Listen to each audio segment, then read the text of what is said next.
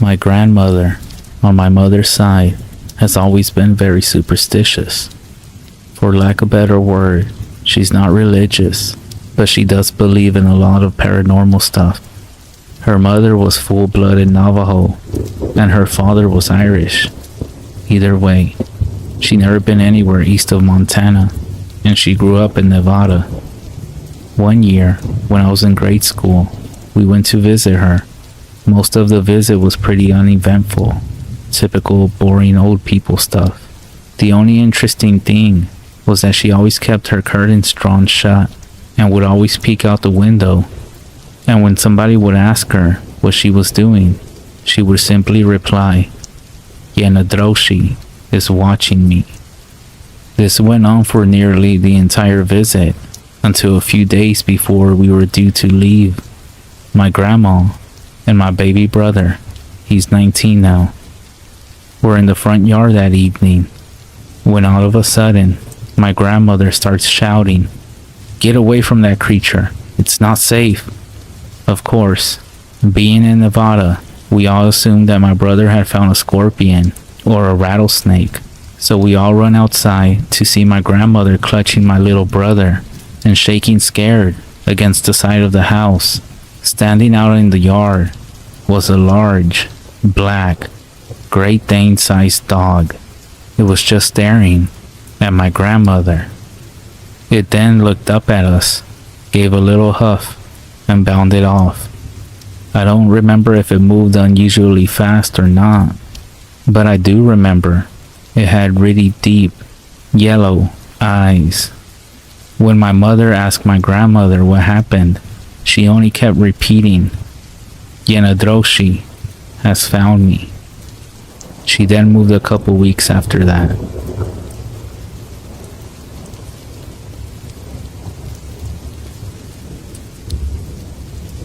I was told this story once.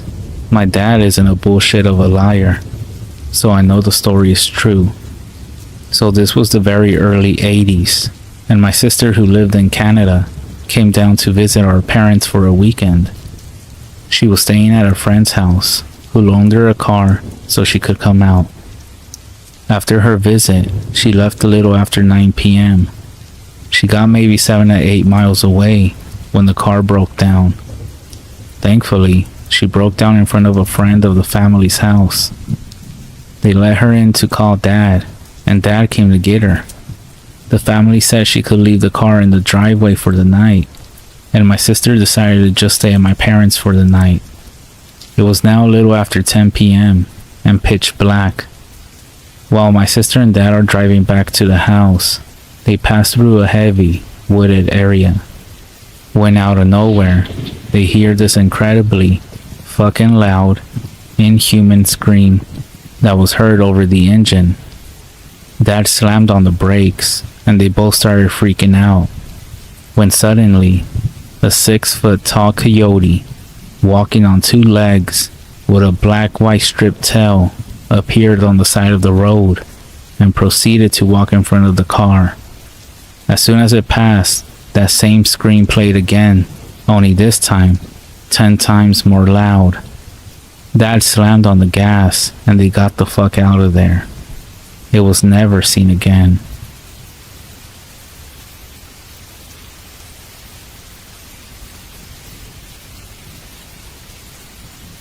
I wasn't sure where else to post these stories, so I figured I'll share them here.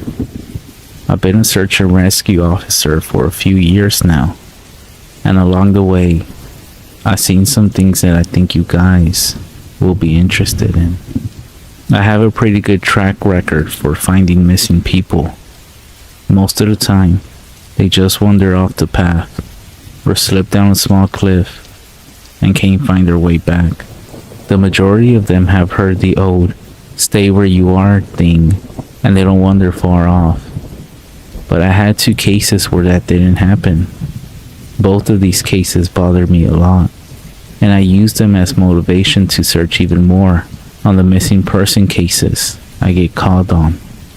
The first was a little boy who was out berry picking with his parents. He and his sister were together. and both of them went missing around the same time. Their parents lost sight of them for a few seconds, and in that time, both the kids apparently wandered off. When their parents couldn't find them, they called us, and we came out to search the area. We found the daughter pretty quickly, and when we asked where her brother was, she told us that he had been taken away by the bear man.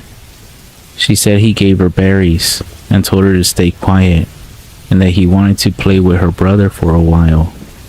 The last she saw of her brother, he was riding on the shoulders of the bear man and seemed calm. Of course, our first thought was abduction, but we never found a trace of another human being in that area.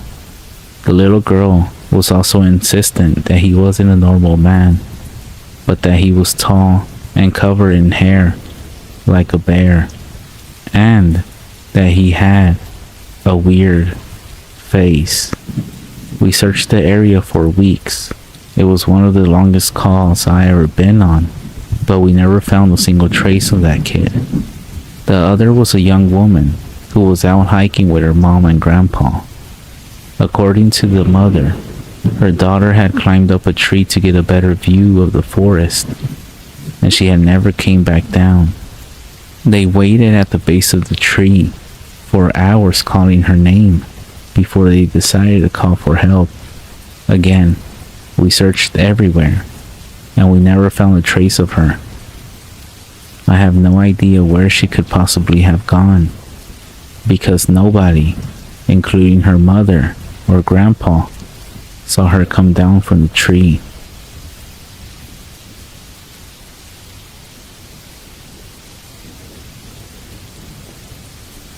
A few times, I've been out on my own searching with a canine, and he tried to lead me straight up cliffs, not hills, not even rocky faces, straight, sheer cliffs with no possible handholds. It's always baffling, and in those cases, we sometimes find the person on the other side of the cliff, or miles away from where the canine had led us. I'm sure there's an explanation, but everything's so strange out here. One specific sad case involved the recovery of a body. A 9-year-old girl had fell down and got impaled on a dead tree at the base. It was a complete freak accident, but I'll never forget the sound her mother made when we told her what happened.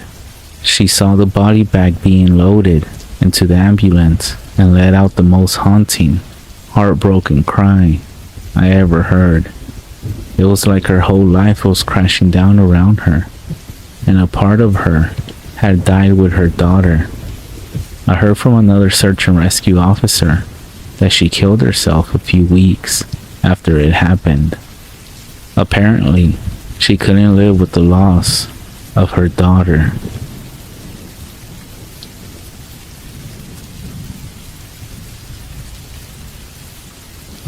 I was teamed up with another search and rescue officer because we received reports of bears in the area.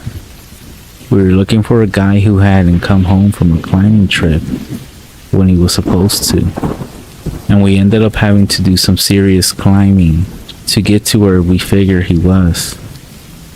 We found him trapped with a broken leg. It wasn't pleasant. He had been there for almost 2 days, and his leg was obviously infected. We were able to get him into a chopper, and I heard from one of the EMT guys that the man was saying strange things. He kept talking about how he had been doing fine, and when he got to the top, a man had been there. He said the guy had no climbing equipment and that he was wearing ski pants. He said he walked up to the guy, and when the guy turned around, he said that the man had no face. It was just blank. He freaked out and ended up trying to get off the mountain too fast, which is why he had fallen. He said he could hear the guy all night climbing down the mountain and letting out these horrible, muffled screams. That story bothered the hell out of me. I'm actually glad I wasn't there to hear him say it. But can you imagine being trapped with a broken leg and hearing a faceless man running up and down beside you, screaming all night?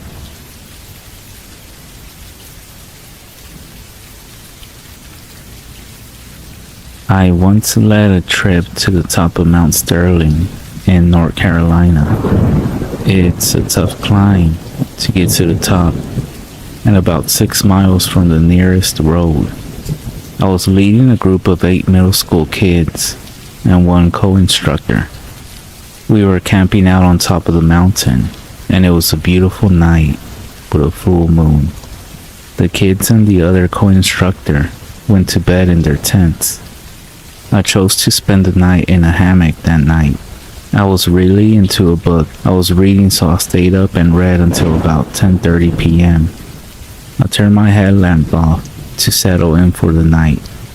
Everything around me was rather bright from the moon and from the position I was in. I could see down the trail we had hiked to get to the top. I lay there enjoying the scenery and noticed something moving along the trail. Bears are common in the area, so I perked up. As it got closer, I could tell it was a person. We were in the middle of nowhere, and there was someone hiking up the trail with no headlamp or any gear. I was just frozen, watching this person move closer to our camp. They arrived at the top of the mountain where we were and just stopped. I watched as what appeared to be a man surveyed our camp. I really could only see the outline of him. He stood there for what seemed like 30 minutes, but may have been 10. He then turned and sat down under a tree facing our camp. He was sitting up in a way that I knew he wasn't trying to sleep. He just sat there, staring at our camp. I had no idea what to do, so I decided to wait it out. And I waited, just staring at the man, while he stared at my camp. This went on until about 3:30 a.m. Then he stood up, took a moment to survey my camp a few minutes longer, and then went back down the trail he came up on. I, to this day, have no idea what that was all about, but it freaked me out. I was paranoid that we were being followed for the rest of the trip.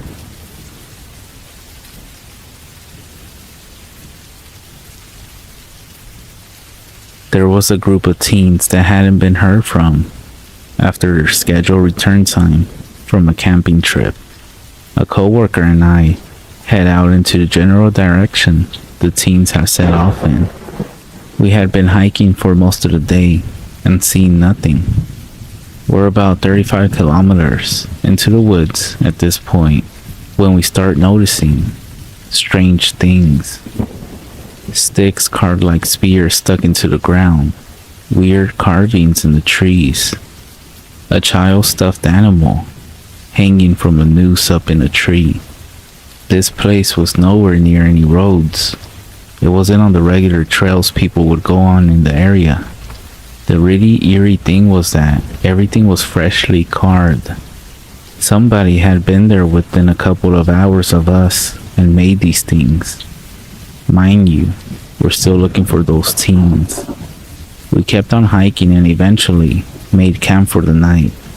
Still kind of on edge from what we had seen earlier, but we settled down anyway and go to sleep.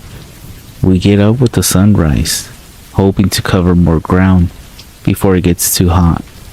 We pack up the gear and get ready to go, when I noticed a bit of a shirt that had caught on a small tree and ripped along with some shoe prints. We were thinking, great, maybe we're close by the teens, when a radio call comes through. The teens had just been found 20 kilometers east of us, and now they're calling everybody back. All those weird things we had seen from the day before came flooding back into my mind, and we wasted no time hiking out of those woods.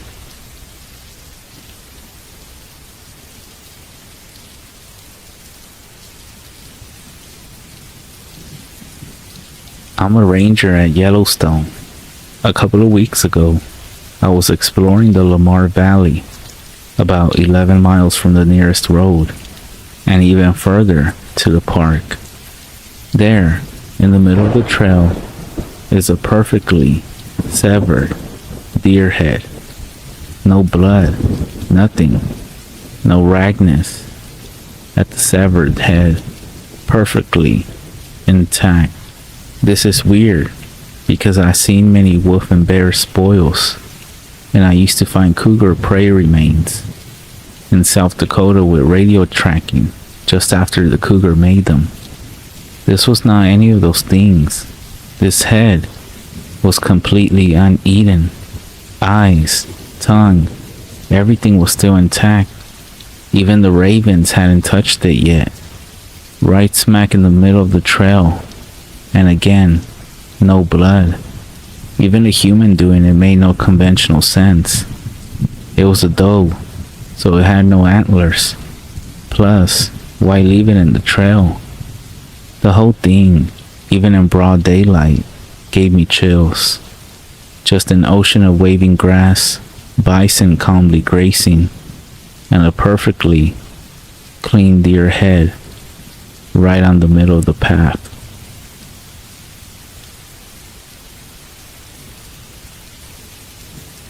Our park lets kids from school in so they can look for animals in the forest and the streams.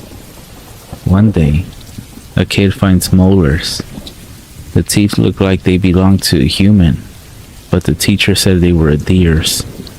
I dismissed it and completely forgot about it. 2 days later, they found the body with a smashed skull and jaw in another part of the park. All its teeth were missing. A local newspaper covered it, but all they had to say was thank the spooky skeletons for good bones and teeth.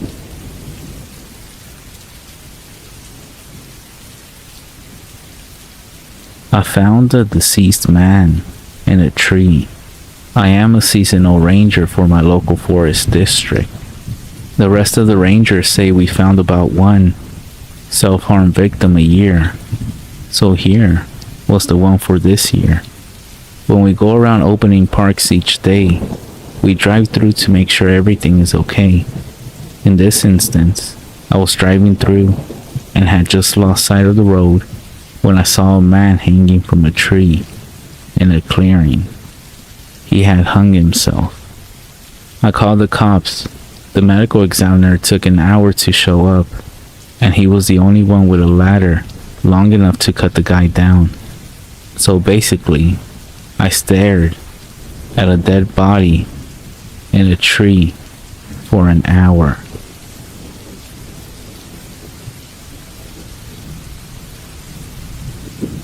I was surveying a remote restoration site near an old trail, and I heard someone walking up a nearby road. All the hair on the back of my neck stood up, so I grabbed all my stuff and started casually walking down the trail like I belonged there. I turned the corner and there was a shirtless guy swinging a crowbar around in circles. And when he saw me, he started yelling, "I got a crowbar, I got a crowbar." I think I nodded at him, squeaked something like, "Nice crowbar," and then I ran the mile or so back to my truck. A shed behind an abandoned house with a steel reinforced door broken off the hinges. The windows of the shed were boarded up from the outside. The only thing inside the shed was a queen-size bed with shredded white sheets.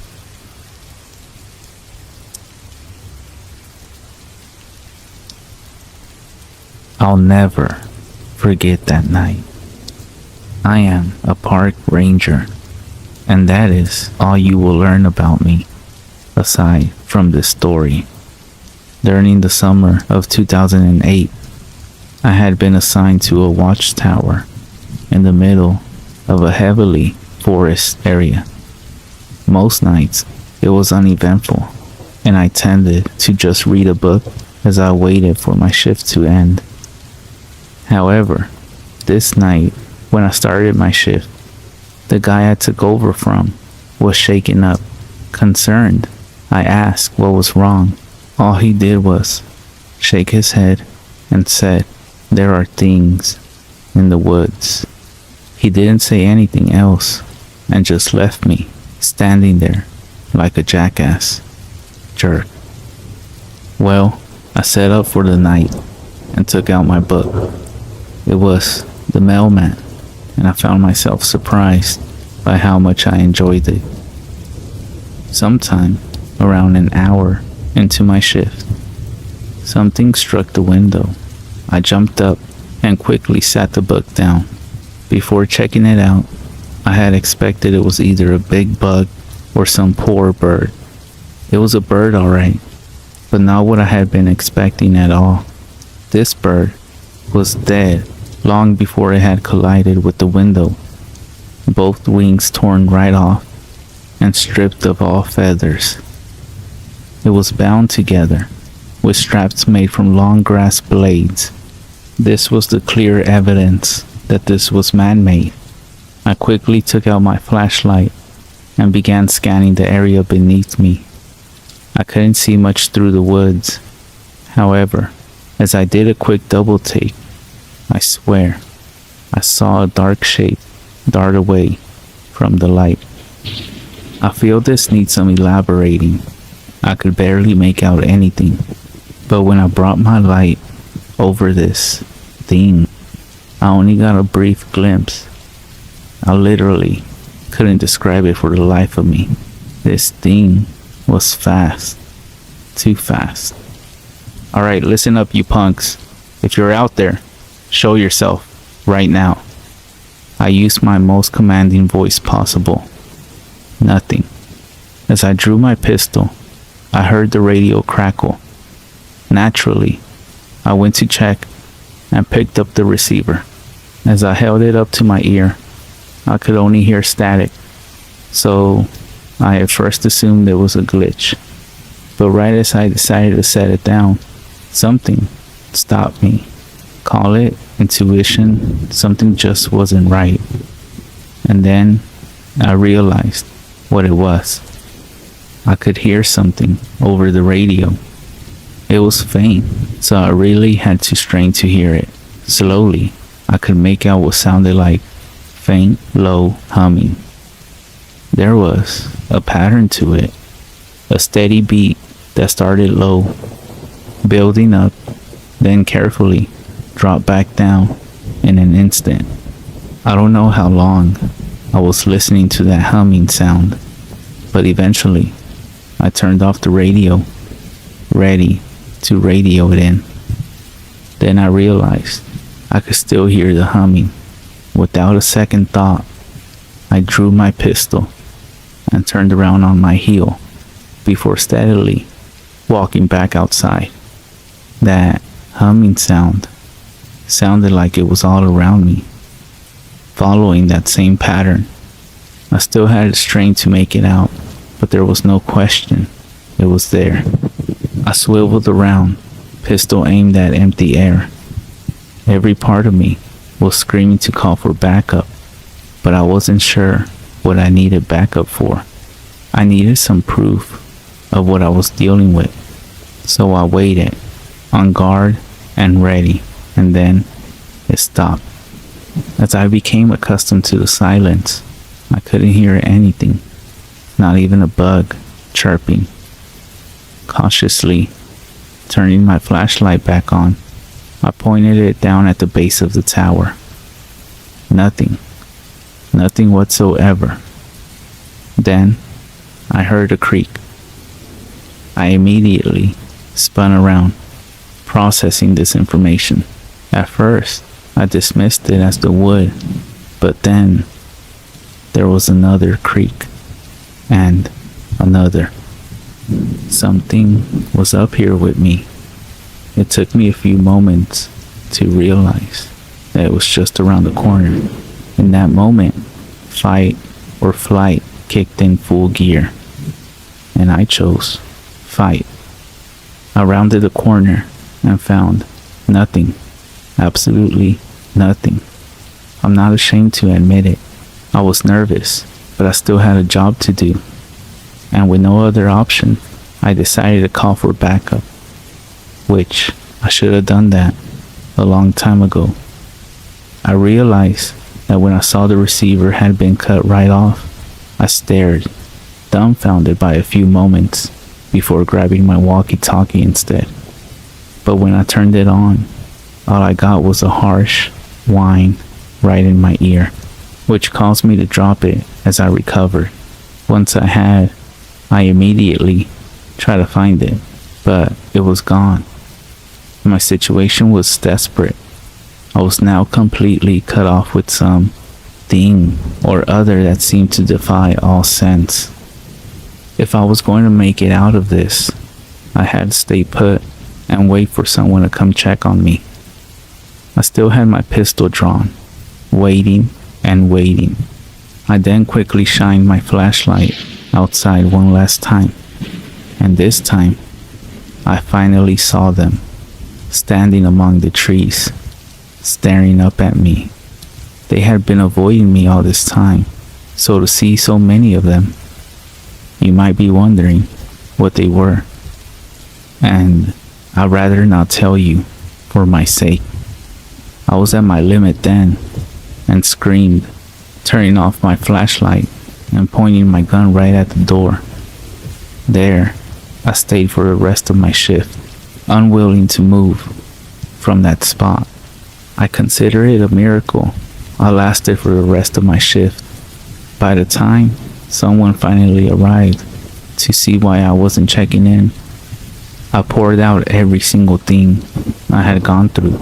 At first, the other ranger looked at me like I was crazy, but when he asked if I had any proof, something landed on the roof of his vehicle. It was another dead, naked, and wingless bird wrapped in grass.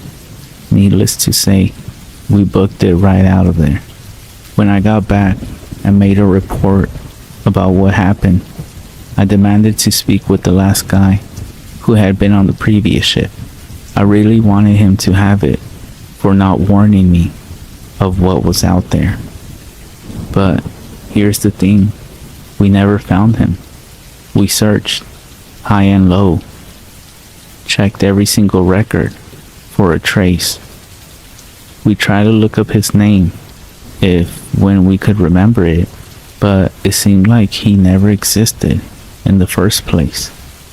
So, what the hell took his shift?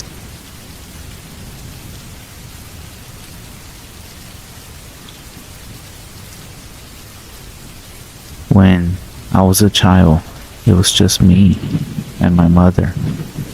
We lived in a property owned by my grandma, a 3-story old farmhouse right at the fringe of the woods.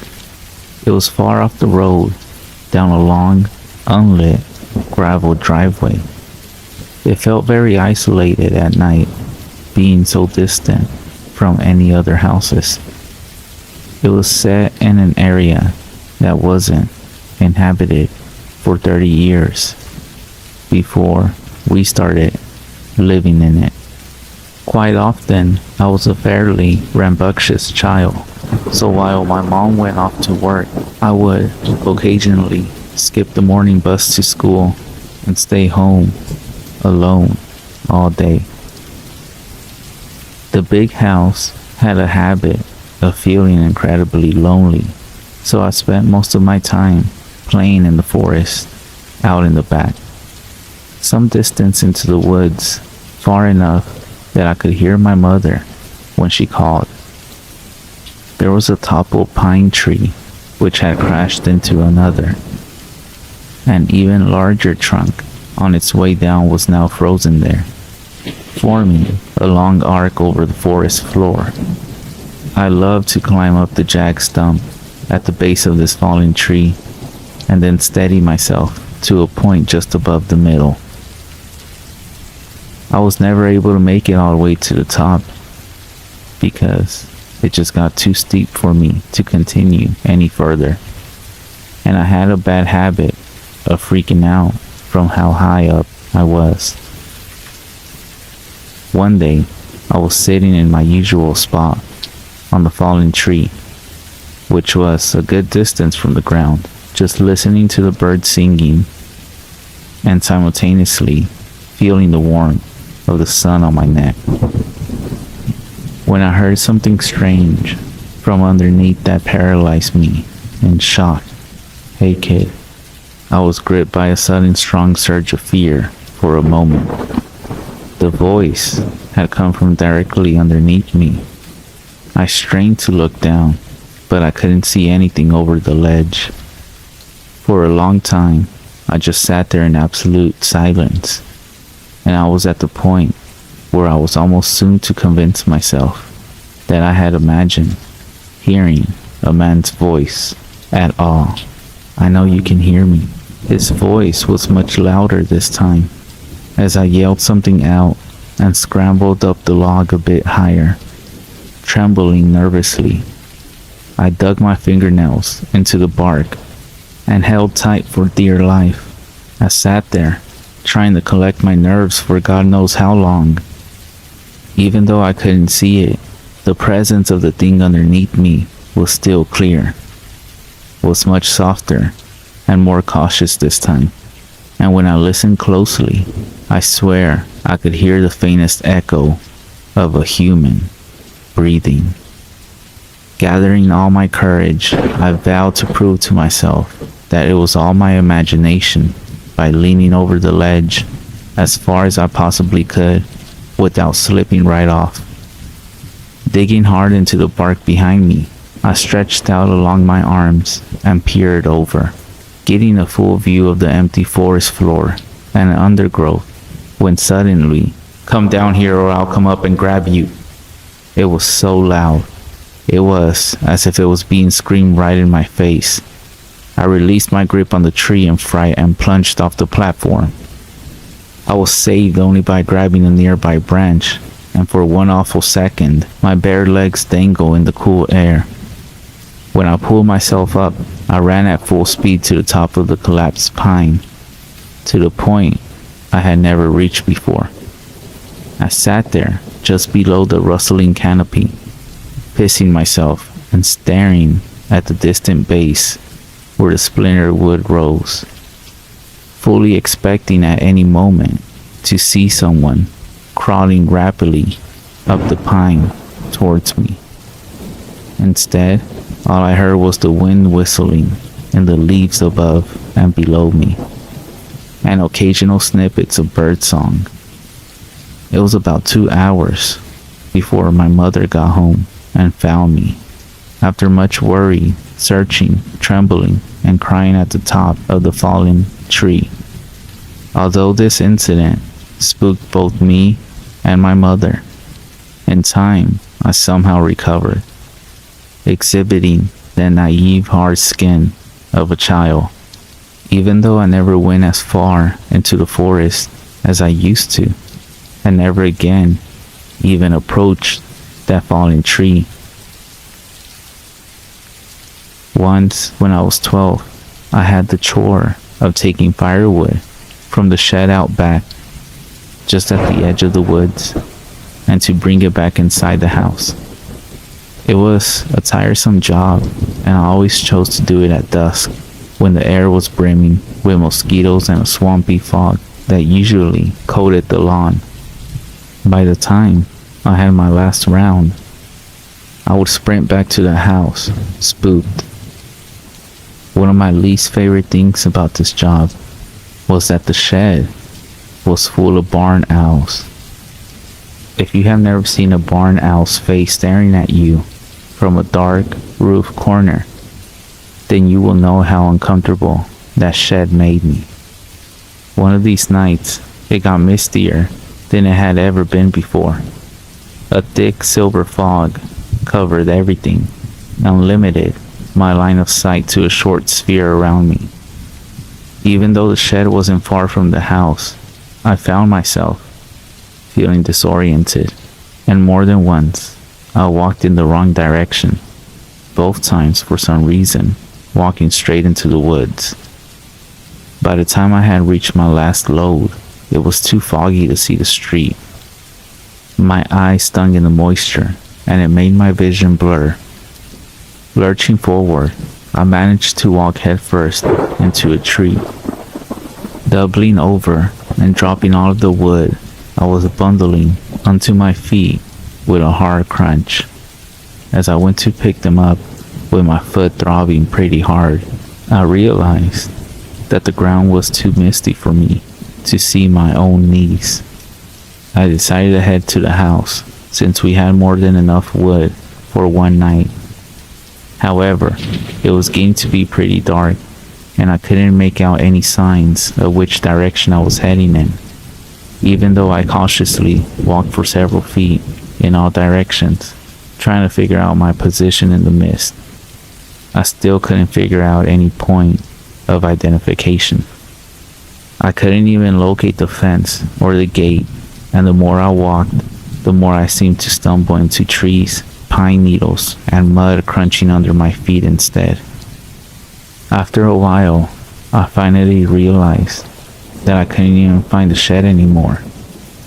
Cursing myself for being so dumb while trying to ignore my thumping heart and sense that something else was at play, I became aware that I was lost somewhere in the forest. I then started screaming out for my mother at the loudest possible volume I could, but was only met with a resounding silence from the depths of the mist all around from where I stood, affirming that I had wandered too far from the house to be heard. As a deep panic started to settle on me, I noticed a glimpse of something pink moving against a nearby pine trunk. Coming closer, I saw that it was a ripped out square of pink paper. On it, there was an arrow pointing left. It looks vaguely like something my mom would make, I rationalized to keep me from getting lost. So I followed the direction set by that green arrow, shivering in the increasing cold. I kept walking for about 5 to 10 minutes before needing to stop to take a breath. My heart was pounding so fast, it was beginning to hurt. As I was sitting down, however, I spied what appeared to be another note hanging on a nearby trunk. I noticed this one was embedded with a long nail. It bore another arrow, this one pointing up, and a small, sloppy written note that said, "This way." Despite my increasing panic, I convinced myself that these notes were my only shot at getting back before nightfall. I was desperate to get the hell out, and my eyebrows were cold with sweat, so I followed the green arrow to a point where I could just dimly make out another spot of pink up an incline of collapsed stumps and leaf litter. At this point, it was getting pretty dark, and I had to strain both my eyes just to see a few meters ahead of me, following the green arrows, feeling more and more lost of where I was. I stumbled through the woods, groping out in the mist to feel for trees, even though I was terrified of something unseen grabbing my arm. I came across the third green note, which had another arrow pointing up again. This one led to a steep slope that I didn't recognize being anywhere near my house, and it was with a poorly drawn smiley face right above it. At this stage, I became too freaked to cope and started to cry there a little as I slumped against the pine stump. The possibility that I would be out in these woods all night was beginning to sink in, like a syringe being driven into the veins within my arm. I caught a glimpse of another pink square in the near distance. Squinting hard, despite the previous week's nonstop rain, I read it from afar. What I read made my blood turn cold. I stood to my knees, dead silently, wobbling on them in fear. My ears were sensitive to any tiny prickle of noise in the mist. For a long time, I stood there in the rolling fog, reading that horrible note over and over again, until a snapping stick somewhere behind me caused me to sprint blindly, twigs snapping at my ankles and cutting up my face as I ran. Written on the note in big green letters was my name. It felt like I was running for hours. All the while, the rain and mist lapped at the back of my neck like the decaying breath of someone running right behind me. Somehow, I made it back to the house. All the lights were off, and I struggled to find the keys for a moment. When I found them, I bolted indoors and quickly crawled into bed, where I remained unsleeping till morning. My mom just thought I had come inside and gone to bed and hadn't thought to leave the lights on.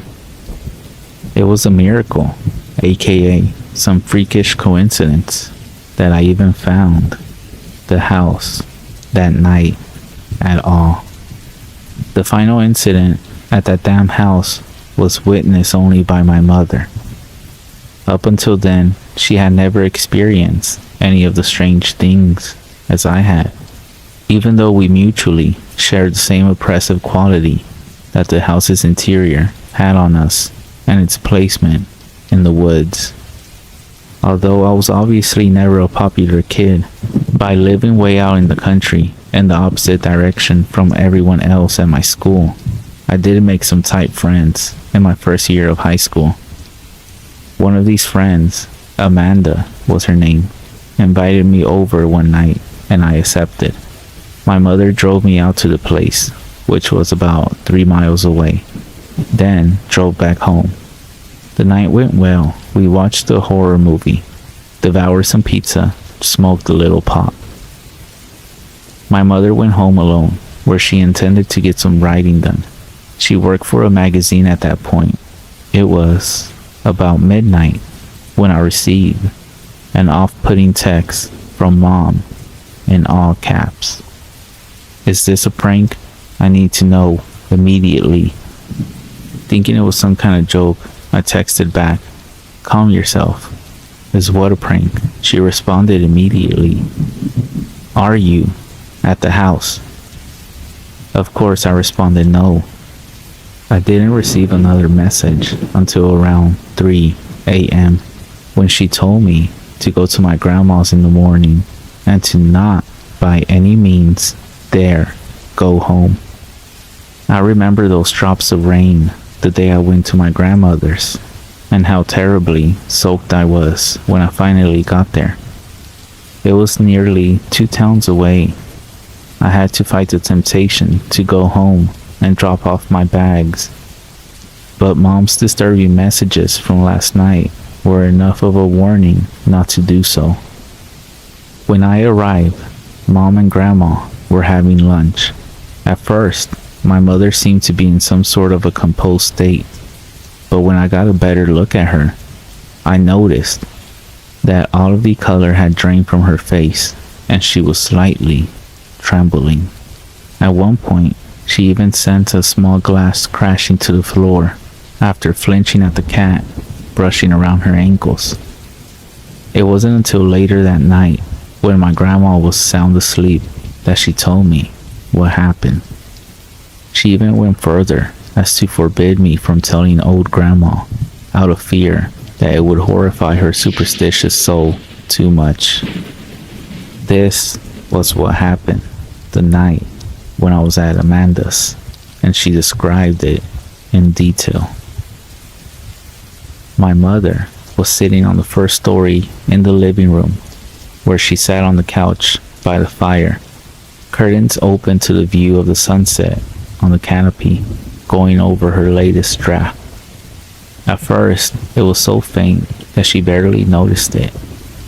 But after a while, my mother became aware and vaguely irritated by tiny thumping noises near her head at the window. When she went over to investigate, she saw a fat brown moth of a kind we often get at that place, buzzing madly into the glass. Reasoning that this was the cause of the sound, she returned to her work, however, feeling rattled in some way. It was when the noises started to get sharper and louder that she paid more attention and saw that rocks were being thrown at the window from the total blackness of the forest edge. She saw them appear from the shadows of the bush and then fall in an arc and bounce off the window.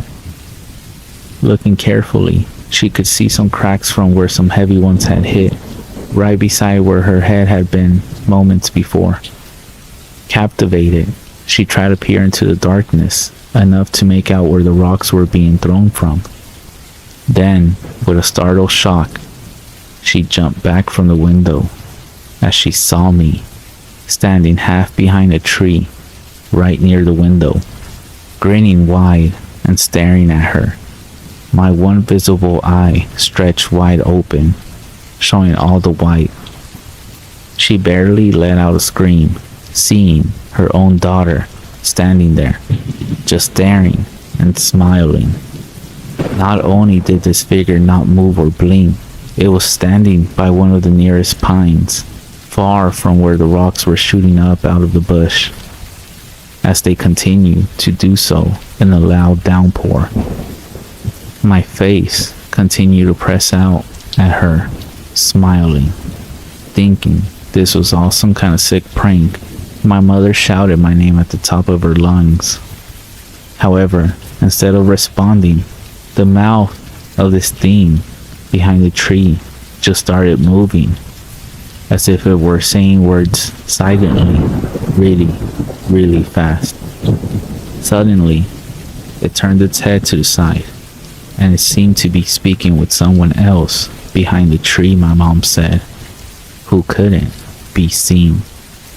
But she could see a formless black shape hanging against the other side of the tree.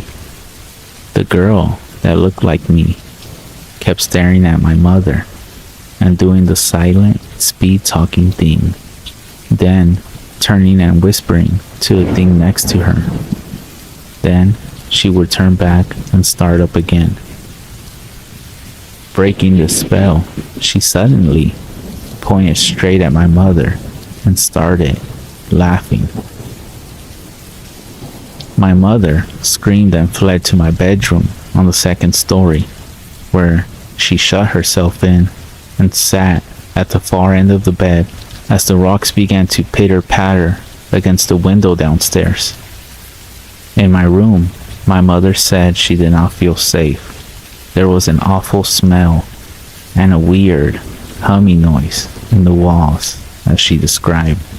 She tried to pray for a time before giving up and just listening to the rocks pelt the walls and windows. Somewhere in the kitchen, she caught the distinct sound of a window actually smashing and the weird, continuous humming. Listening more carefully, she could identify it as the softest hint of a mumbling voice. In absolute horror, she recognized the voice, and then, too afraid to look, she tilted her head up to the closet door, where an awful, white face could be seen staring right at her, with its mouth contorting and gapping in what sounded like highly sped up whispering. The closet door was only a meter from my mother. It then started to open slowly. My mother immediately bolted to the door, only to fumble with the lock as bigger and bigger rocks came crashing through the window, which burst apart in a spray of glass shards before finally getting out. Running out the house, completely keeping her eyes off the woods, getting into her vehicle and driving off. She said that she glanced back right at the end of the drive, and she saw two unmistakable human forms standing at my broken bedroom window, watching as her vehicle got further and further away from our house. This would be their final farewell, as my mother never stepped foot in that place again. As my mother told this story, she broke down into tears. I didn't doubt her, and I still don't. I truly believe that she experienced what she said she did. It was also quite clear that we were done living in that house for once and for all. I only went back once with my dad, who I rarely see now.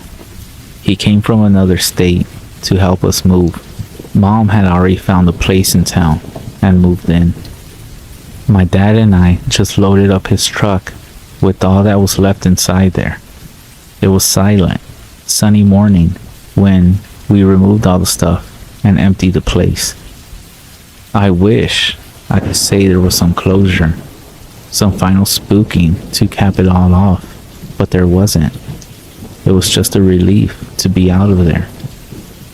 There are, however, two things that I have to mention.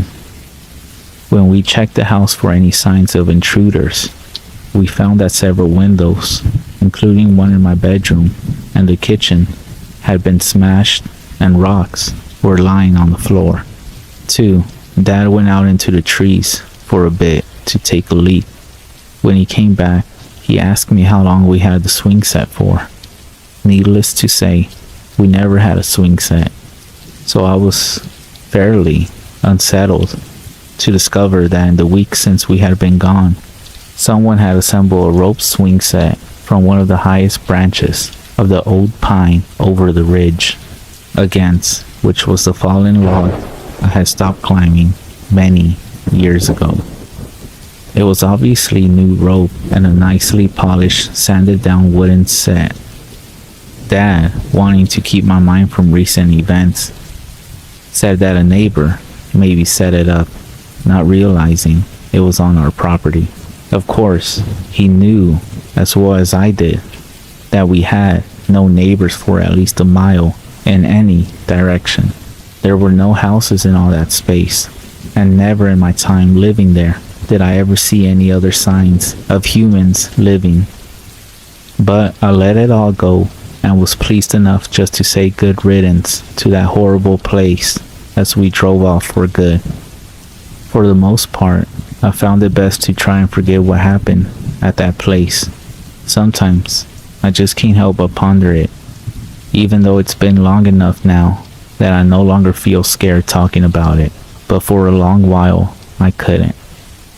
My grandma just recently sold the house to a new family, that being a young couple and their little son, shortly after we moved out.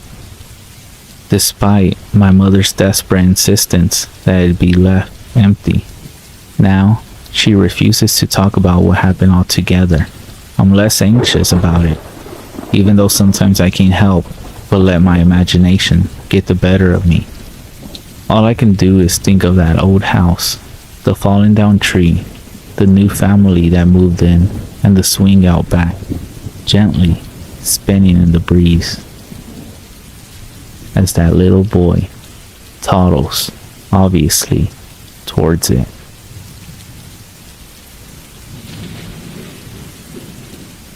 So I used to have tons of little paranormal experiences up until I turned 18, and then they just stopped, and nothing for nearly 20 years. But then about 6 months ago, I started getting super interested in the paranormal again, and I'm always reading people's experiences on here or listening to a podcast, and things have started to happen again.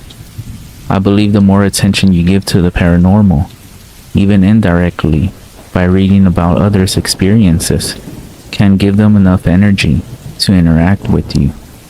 Some backstory before I get into my latest happenings. I started dating my ex-wife in 2009. We moved into our house in 2010-11. Her family owned it before us, so she grew up in it basically.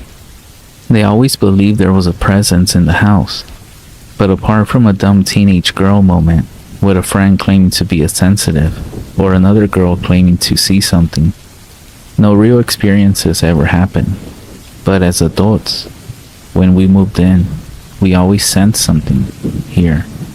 Not really malevolent, but powerful enough of a presence to put you, and sometimes also company, uneasy. But for literally a decade, zero actual experiences. Nothing unexplainable, even when talking about the paranormal, and even making jokes, and trying to stir something out of sheer curiosity. Then, in 2020, we separated, and I moved out. In this new place, I sometimes feel a small presence. I chalk it up to either imagination, or maybe there's someone watching over me. So, who really knows what's there? Which we can't even see. We can only speculate.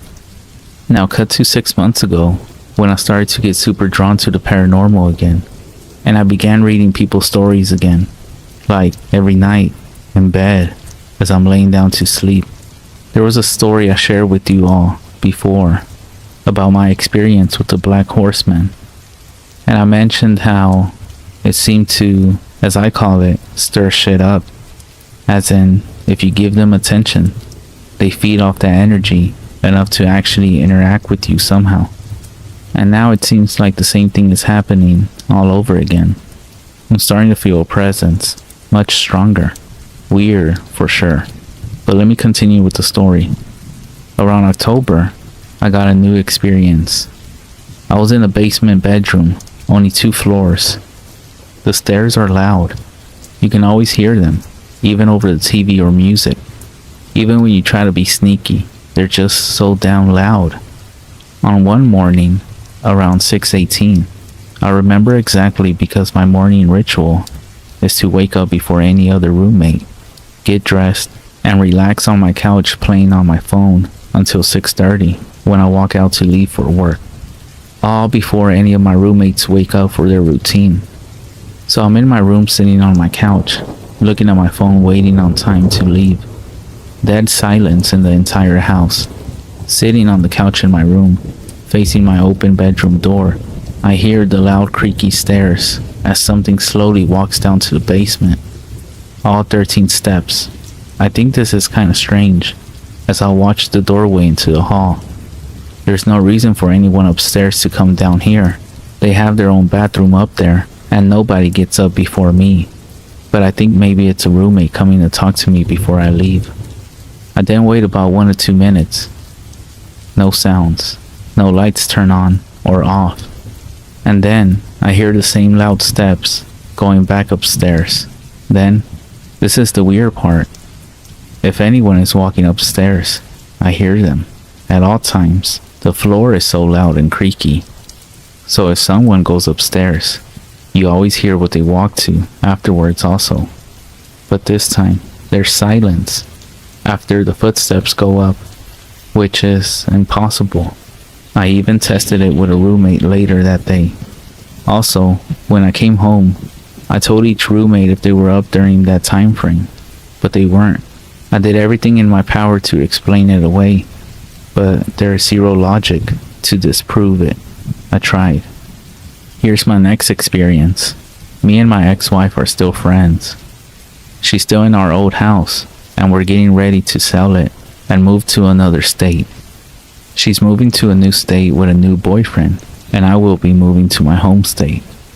So we decided, since her roommates are moving out, and we have to work on the house to get ready to sell it, I figured I would move back in, since I would be there so often anyway, and we get along well enough. Immediately, the presence in the house is stronger than I had ever felt before. Every night, I'm still reading and listening to stories and to a podcast in bed, getting very creeped out, dumb and brave, I continue anyway. One evening, I go with my ex-wife to help do some janitorial service at a church for a mutual friend who she helps out for some side cash.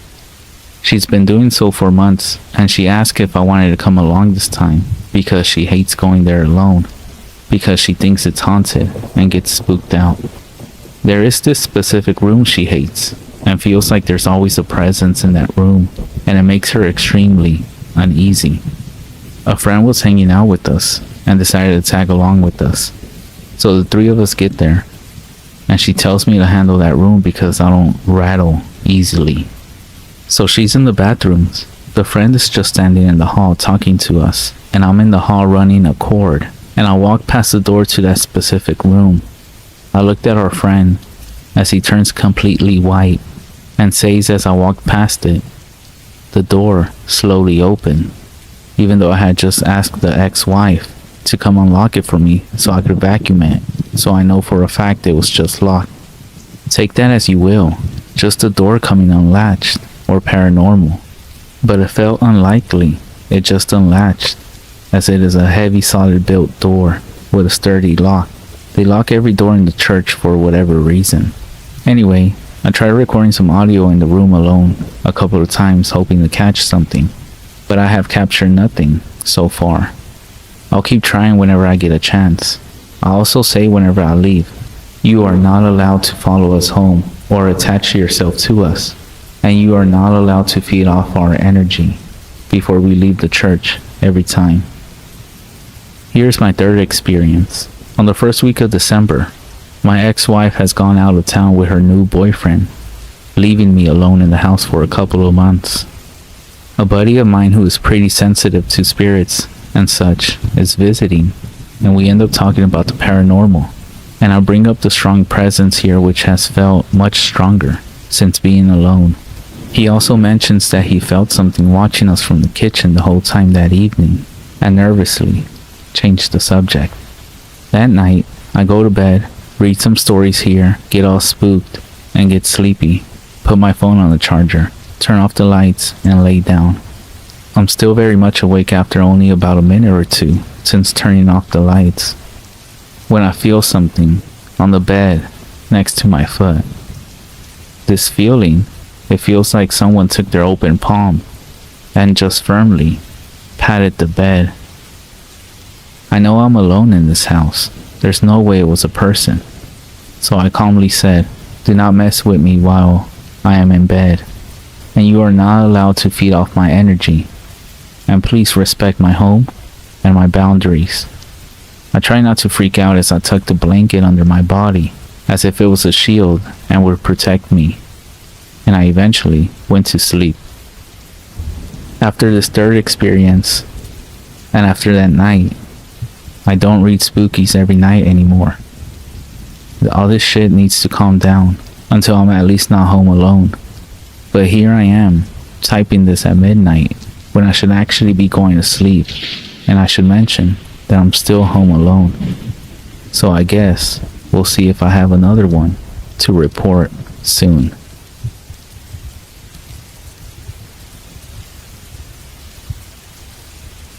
A couple of years ago, I went to a rehab in South California for alcohol and drug addiction. My family and friends were beginning to worry about me a lot, so if anything, I did it more for them than for me. I was there for almost 4 months. We all got pretty close. However, tragedy struck and my roommate decided to hit the needle again.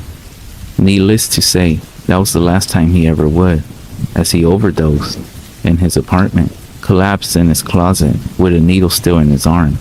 This is where some friends and I found him, motionless. We called 911 immediately, but it was too late. A few weeks passed, and we are still living in the same apartment that he passed away in. Being sober, and not really knowing what sober people do with their time and lives all day, we did a bunch of random shit to keep our minds off our old habits. On this one specific night, we decided to use a Ouija board. We all sat in the living room and began. We said the prayer, put our hands on the planchette, and started asking routine questions and got nothing. We were about to quit when someone had the brilliant idea of going into our friend's room that passed away. Sitting in the room, we pulled everything out, redid the procedure, and asked for, let's call him Brad. We then asked, Brad, are you still with us? Surprisingly, the planchette went to yes.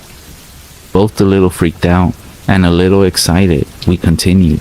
We then asked simple things like if he was okay, etc. Everything was fine until we asked Brad why he did it. The planchette then went to BADGNE. We thought about this for a while and asked, is Brad gone? The planchette then started moving like I'd never seen it move before. Z-O-Z-O-Z-O. Over and over again. I had no clue what the fuck this was, but I turned to my friend, and his face was white. When the planchette finally came to a rest, I asked my friend what was wrong. We need to quit. We need to stop this right now. Being a huge tough guy, it was strange to see him so scared. Stop being a pussy, I jokingly said. That's Zozo, a Ouija board demon. He acts to be a friend or family member and then finally reveals himself. I took this in and kind of chuckled to myself. That friend took off and went back to his apartment while the two of us stayed, laughing at the demon and cussing him out. We finally asked what he wanted and the planchette pointed right at me.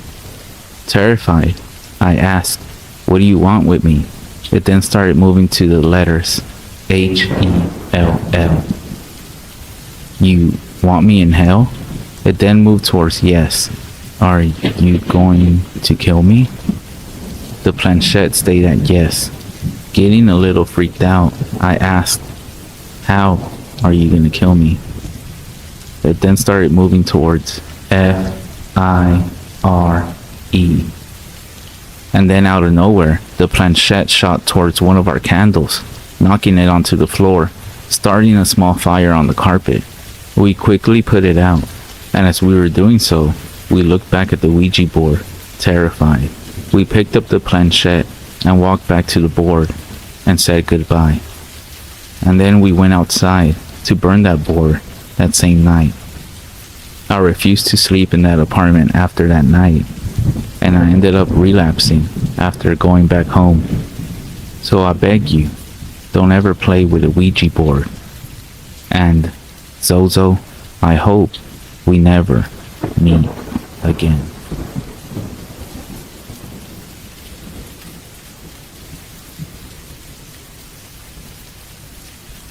So I never had a Ouija board experience because I was always told to never play with them. But recently, I was at the mall looking for a game called What Do You Mean? As I was looking at the games, I noticed that there were Ouija boards right there with the rest of the games. When out of nowhere, one of the workers comes up to me and says, "Hey, you want a Ouija board? I'll give you 50% off." He seemed very adamant, like your typical salesperson, but something about him just didn't seem right. I don't even know where he came from. It seemed like he just popped up out of nowhere. But he was wearing a worker's uniform, so I assumed he worked there. I responded with, "No thanks, I'm not looking for a Ouija board." And then he just walks away to the back room. I thought it was weird though, because I was looking at the board games, and the Ouija boards were about 3-4 feet away from me. And to finish it off, the Ouija boards were like 30 plus, and I didn't see a 50% off sign anywhere. The whole situation was weird. I mean, I did have enough money if they were 50% off, but still, I wasn't looking for a Ouija board. I needed this "What Do You Mean" game to play with my family. As I got the game that I was looking for, I went to the cashier to check out, and as I was walking out the store, I didn't see that employee that had told me about the 50% off. I turned back, and I saw him. He was just standing at the back of the store, looking at me in a real creepy way. Once I got home, I told my family about the whole situation at the store, and a few of them said that it was most likely the devil or a demon trying to get me to buy it. It's weird, I know, but I wanted to share the story with everyone to see what everyone thinks about this and what you would have done in this situation.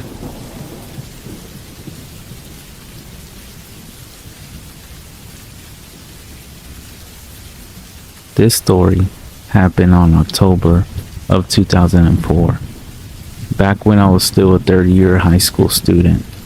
My friends and I stuck around the school late at night after having our annual Halloween party.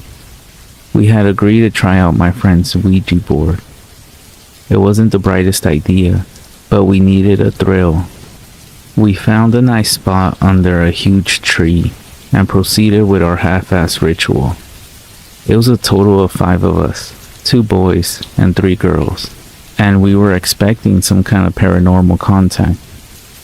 Rumors had it that our school was haunted, but we never really experienced anything firsthand, and it was Halloween when all the spirits came out to play, so we all wanted to get spooked. Also, we never seen a Ouija board firsthand before, so we were pretty excited. Our school was an old Spanish colonial house, built in the 1800s when the Spaniards still occupied the Philippines. We were in a section of the school that doesn't get used often, located beside a creepy old Jesuit house. People only go there when they needed to use the restroom, store equipment on one of the sheds, or make out with their boyfriend or girlfriends. We sat down in the middle of an open space, with only an exposed light nearby illuminating the surroundings. We were all having a laugh, scaring each other with what-if scenarios. It was your typical dumb kids doing dumb things. My friend who brought the Ouija board then placed it in the middle of our circle. If I remember correctly, it was the glow-in-the-dark one, which we found hilarious. But it gave us the chance to see what was in the dark. Not knowing what to do and going after what we seen in the movies, we all then began to place our index finger. We sat there looking at each other until one of us said, okay, what's next? We didn't know if there was a proper way to start the ritual. Plus, the board didn't come with instructions, so we decided to just throw in a question. Is anyone there? I called out into the darkness. If there are spirits living here, please talk to us. One of the girls joined in. We obviously had no idea what we were doing. Still, nothing. Not even the slightest bit of wind. One of my friends jerked the planchette, and the girl who brought the Ouija board screamed, breaking the silence. We all laughed at how ridiculous it was. After a bit of joking around, we decided to give it another chance. We all placed our index fingers on the planchette once more and asked, if there's anyone there, we would like to make contact. Don't break the circle, one of my friends jokingly said. Shut up, I whispered. We were just about ready to give up when the wind started to pick up.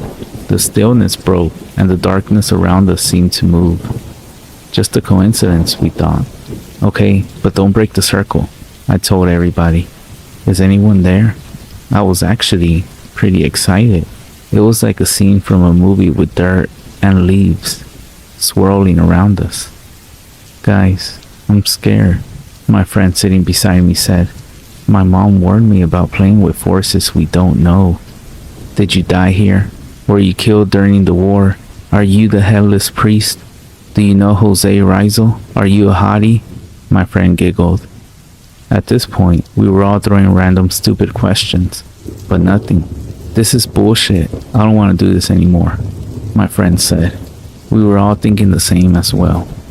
Just then, a group of dogs from the neighboring house started barking at us through the chain link fence. These 6 dogs were growling and showing teeth. We all screamed and without finishing the ritual, ran right out of there. We didn't see each other until after Halloween break, and this is where the story gets creepy. One of the girls told us about an experience she had the night after playing with the Ouija board. She said she got home late after hanging out with her friends from the neighborhood when she realized she forgot the keys to her house. So she called her brother up, who was then still sharing a room with her, and what he said creeped her out. He told her that she was already home. He claimed to have seen her walk in a while ago, and that she looked really tired and saw her head straight to bed. Creepy, but no need to freak ourselves out, was what we thought at least. Besides, her brother must have been tired and seeing things. But then my other friend started telling us about an encounter she had that Halloween night. She said she was going up her room when the lights started flickering as she was ascending the staircase. Typical horror movie visuals. After this, she said she saw the door to her room open and a dark figure stepped out and stood atop of their staircase. She couldn't make out the face of the figure, but she said that she couldn't move and she felt a horrible dread as the figure stared down at her. No way, my best friend who just joined the conversation said in disbelief. Something happened to me as well. He recalled that he was sleeping one night when he woke up feeling really uncomfortable. He described his vision as having TV-like static and a feeling of heaviness surrounded him. He looked around the room and that's when he saw a bloody, charred face with red eyes grinning at him through the window. I couldn't believe what I was hearing because, in reality, I had an almost run-in with something that night as well. After the ritual, I was sleeping in our sedan on the way home after fooling around with the Ouija board when I felt our car jerk. I woke up instantly. Looking out the window, I found out that we had been hit by a huge oil tanker. I panicked and leaped out of the car. But lucky for me, my mom and I survived the crash, since the front of the car was a total wreck. I still don't have an explanation why those things happened to us, but thank God nothing happened after that. And ever since that day, I have never played or gone near a Ouija board ever since.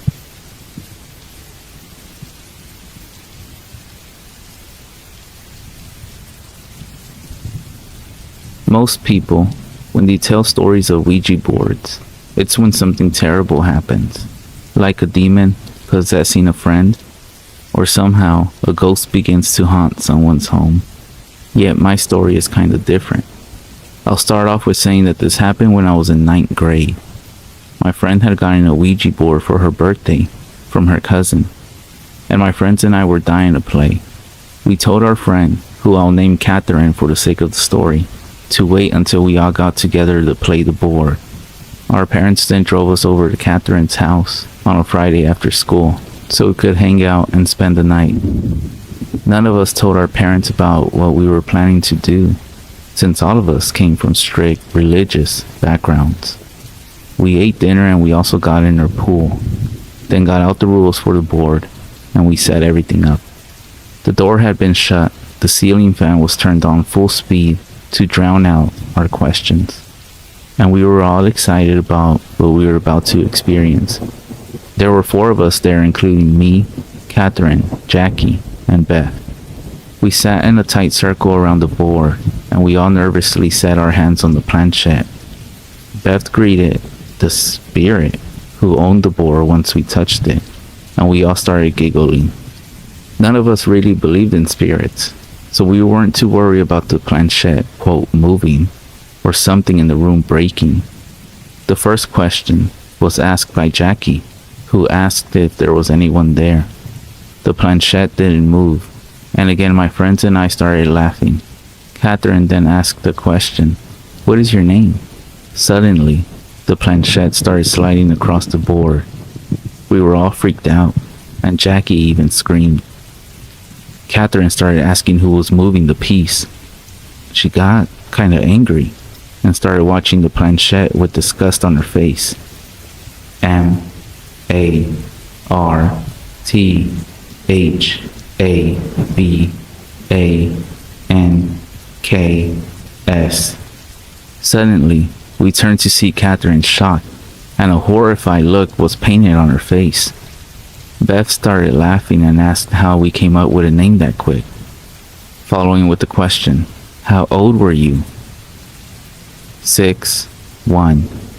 Jackie and I noticed that Catherine had started to cry, very silently, but she was close to sobbing, big tears falling down her face.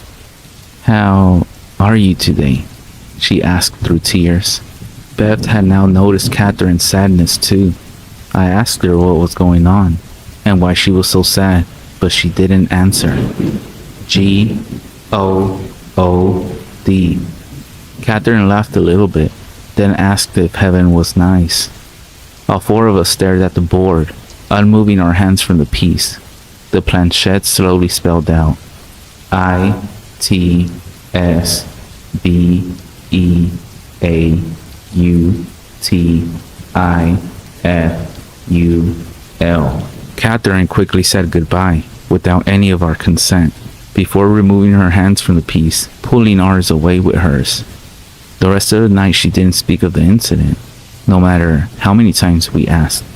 Years later, when I was in 12th grade, I had called her up after not speaking to her in a while. I was still friends with Beth, and I had gotten way out of touch with Jackie. I still spoke with Catherine, but not as often as I used to. She had moved away, and she wasn't available to call much. So I finally got her attention one day, and brought up the night where we played her Ouija board, and asked if she still had the board. She told me that she had asked her mom to sell it, since it was taking up space in their storage closet. Yet, Catherine sent another text that got me very curious. "Oh, wait, was that the day I got super upset?" I texted back to confirm her question, and asked her why she was so sad. I now know that Martha Banks was her grandmother, who got a stroke when she was 53, another when she was 57, and the last one when she was 61, which killed her in a couple of days. I know it's a very touchy subject, but Catherine has said that she was almost certain that it was her grandmother. One of the reasons being that a couple of days after all of us had come over, she walked out to the kitchen to get a snack and saw that a picture had fallen down in the living room. When she went to go pick it up, she noticed that all of the pictures that were originally in the room were still there, and that the picture didn't have a frame. She then told me that as soon as she picked up the picture, tears poured from her face. The picture was one of her and her grandmother when she was a little baby. She had never seen it before. This memory always makes me go on the side of Ouija boards when someone says that you shouldn't play. Of course, there are dangers, but taking a risk can allow you to learn a lot of things. And this memory, for Catherine, I think, will allow her to remember that her grandma is safe and happy for all of her days.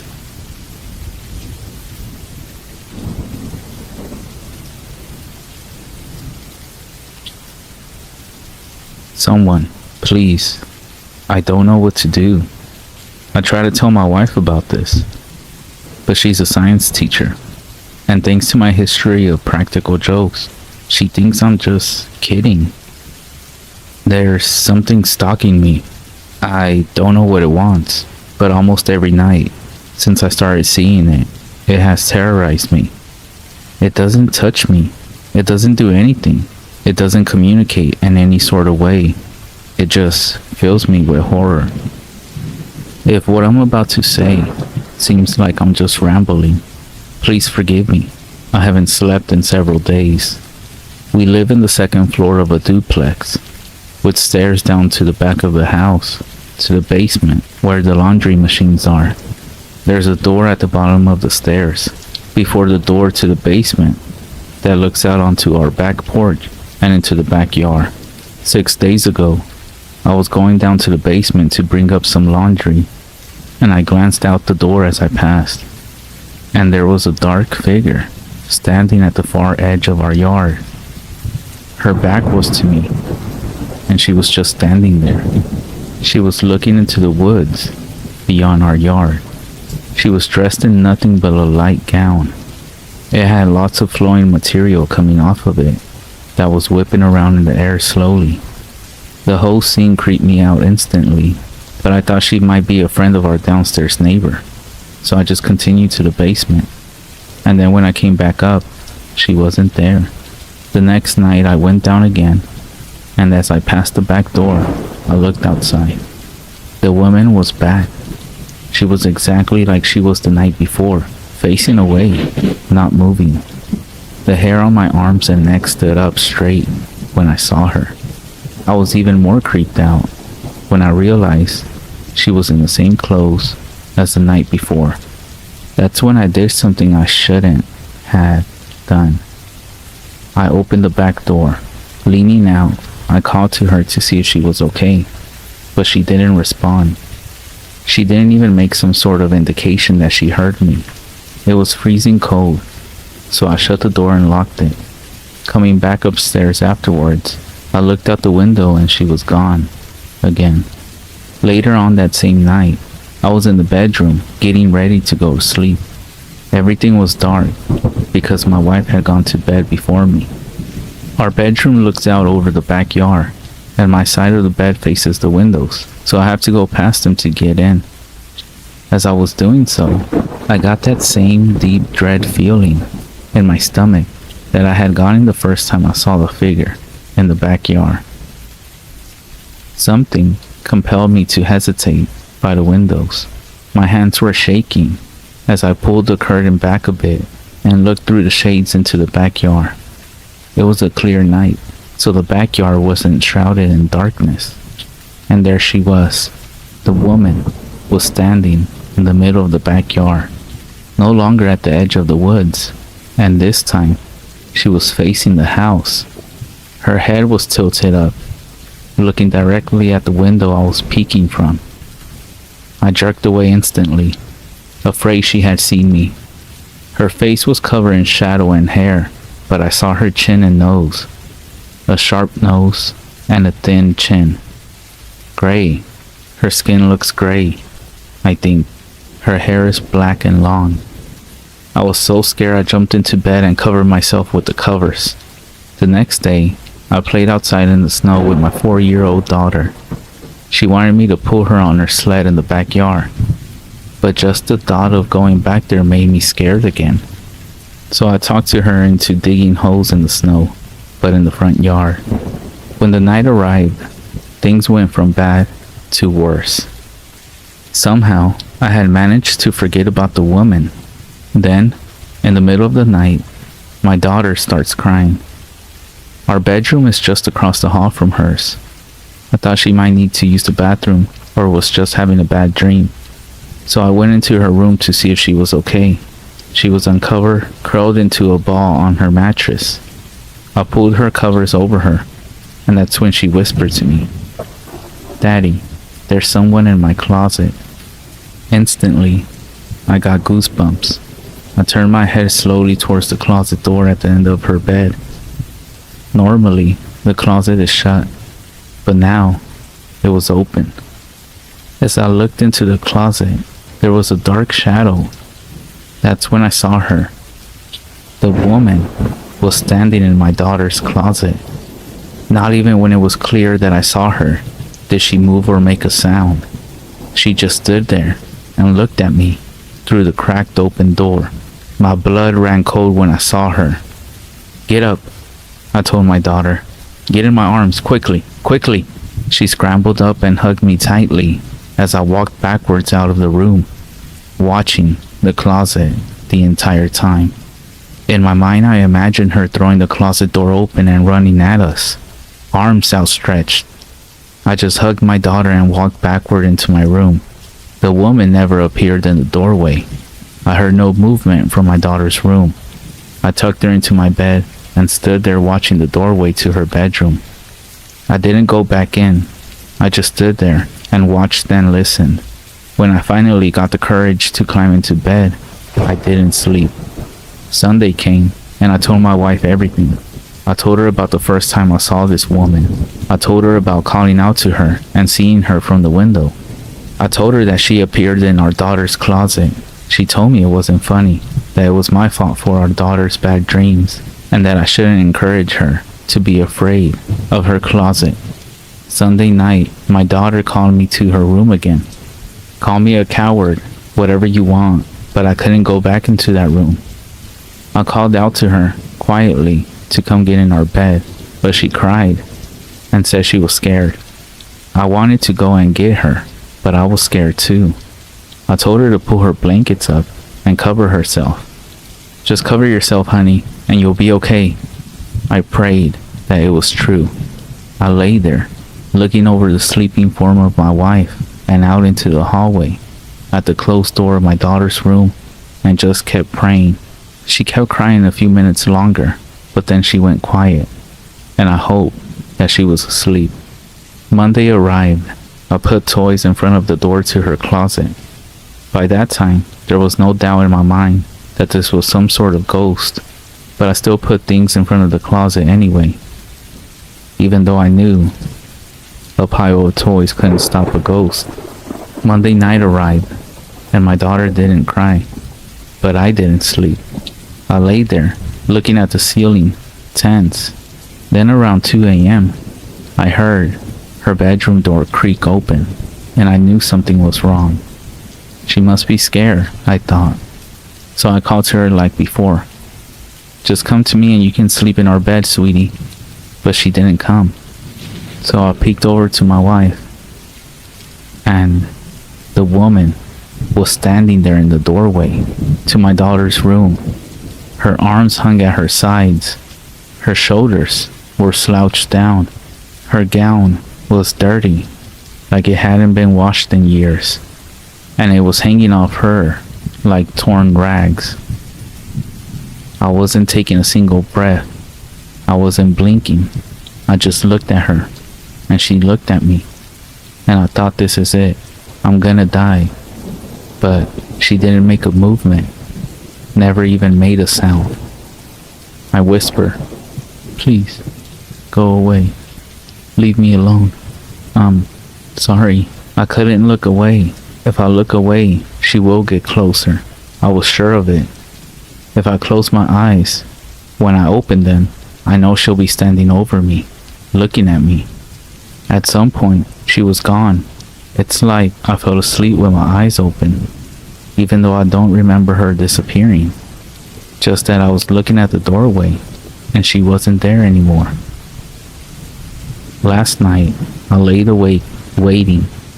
I asked my wife to shut our bedroom door because the nightlight in the hallway was keeping me awake. It was stupid. I don't know what I was thinking. Like clockwork, I heard my daughter's bedroom door creak open. I held my breath. Then I heard the boards in the hallway creaking, and I started shaking uncontrollably. I heard our bedroom door open, and I knew she was standing there in the doorway, not moving, just looking at me. But I didn't look. I couldn't. I did what I had told my daughter to do and pulled the covers over my head. I'm a complete mess, a zombie at work. I don't even want to go home anymore. I think I'm starting to see the woman in other places, a glance while driving, and I think she's sitting in the passenger seat of the truck behind me, or standing in the street as I drive off. Just sitting here at my desk, someone passes by behind me, and I jump. I'm afraid that if I turn around, she'll be there, waiting for me to look at her. And what if I saw her face? But I don't want to see it. I don't even want to see her anymore. But I don't know what to do. The only hope I feel is that, for unrelated reasons, my wife has mentioned about moving, but our lease isn't up until May, and I don't know if I can hold out that long.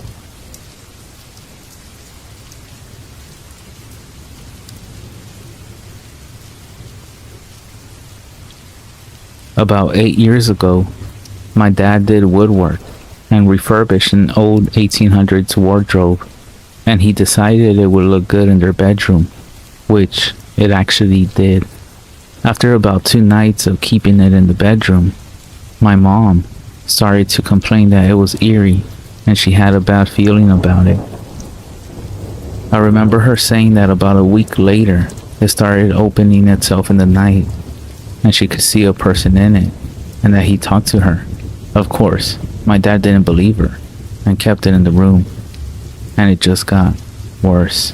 The house started smelling, and the air became damp in my parents' room, and they didn't know where it came from, so they decided to look for mold, but they couldn't find any, so they just went on cleaning and spraying stuff to make it smell nice. About 3 months later, the activities got worse. The whole house was affected by it, and the doors in the house would unlock themselves. Shelves would open up by themselves, and the cups my mother drank from would always be broken when she woke up. This obviously scared my mom, and so she decided to sell the wardrobe.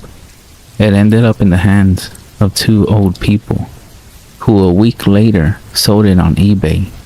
We don't know where it is now, for obvious reasons.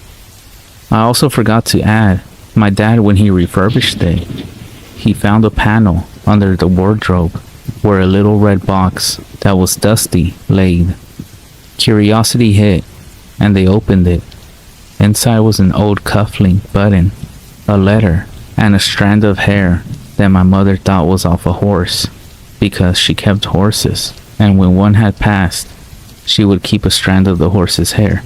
Obviously, they put it back in the box and tried to find out whose it was, but they had no luck in finding who the box belonged to, so they ended up putting it back where they found it, in the wardrobe.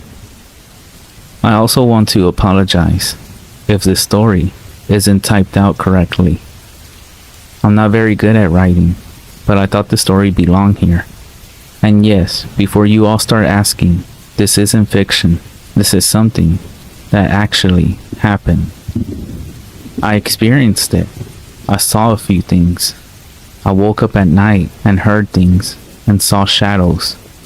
But all of these experiences were nowhere near as bad as the ones that my mother experienced. I have no pictures of the wardrobe or the items at the time. There was no reason to take a picture of them. But I'm sure I can try to find the wardrobe on eBay, on Wayback Machine, but the chances are very slim. If I have any luck, I will inform all of you. So to everybody out there, if you're out purchasing antiques or used furniture, please make sure you inspect them in detail. If you see something, don't open it, don't mess around with it, and return it before anything starts happening in your life.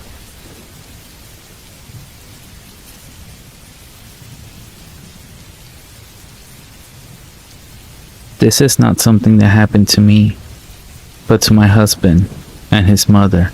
When he was 10 years old, we will call him Brett. His mother, we will call Kim. And my brother-in-law, we will call Mike. My husband moved around a lot when he was growing up. Kim was a single mother who left an alcoholic and abusive husband. Mike was an introvert, and my husband Brett was an outgoing all-American boy who always had to be doing something. They lived in 5 different homes and apartments in the same city, but the one mentioned the most is a 2-story home that was for rent on Maple Crest Drive. A week after they moved in, small things started to happen.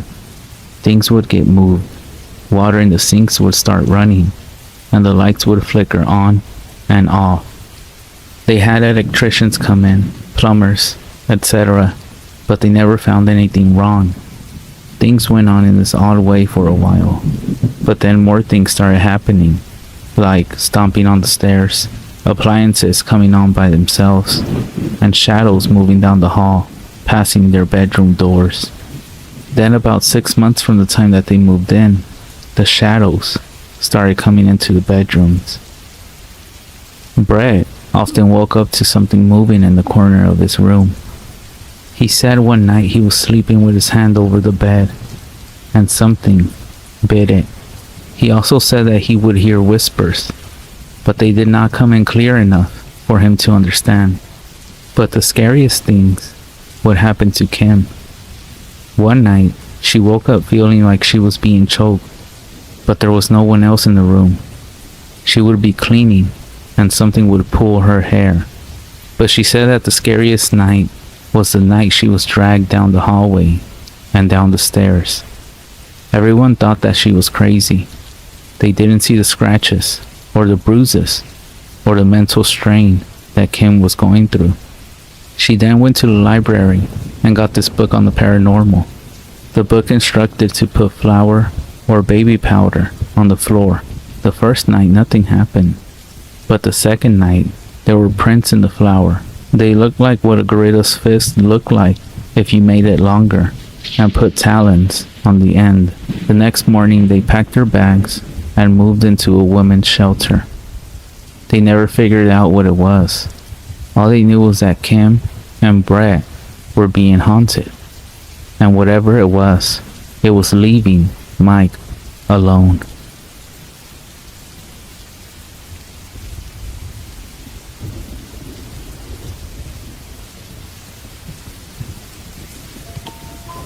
Every night, I lie awake on my bed.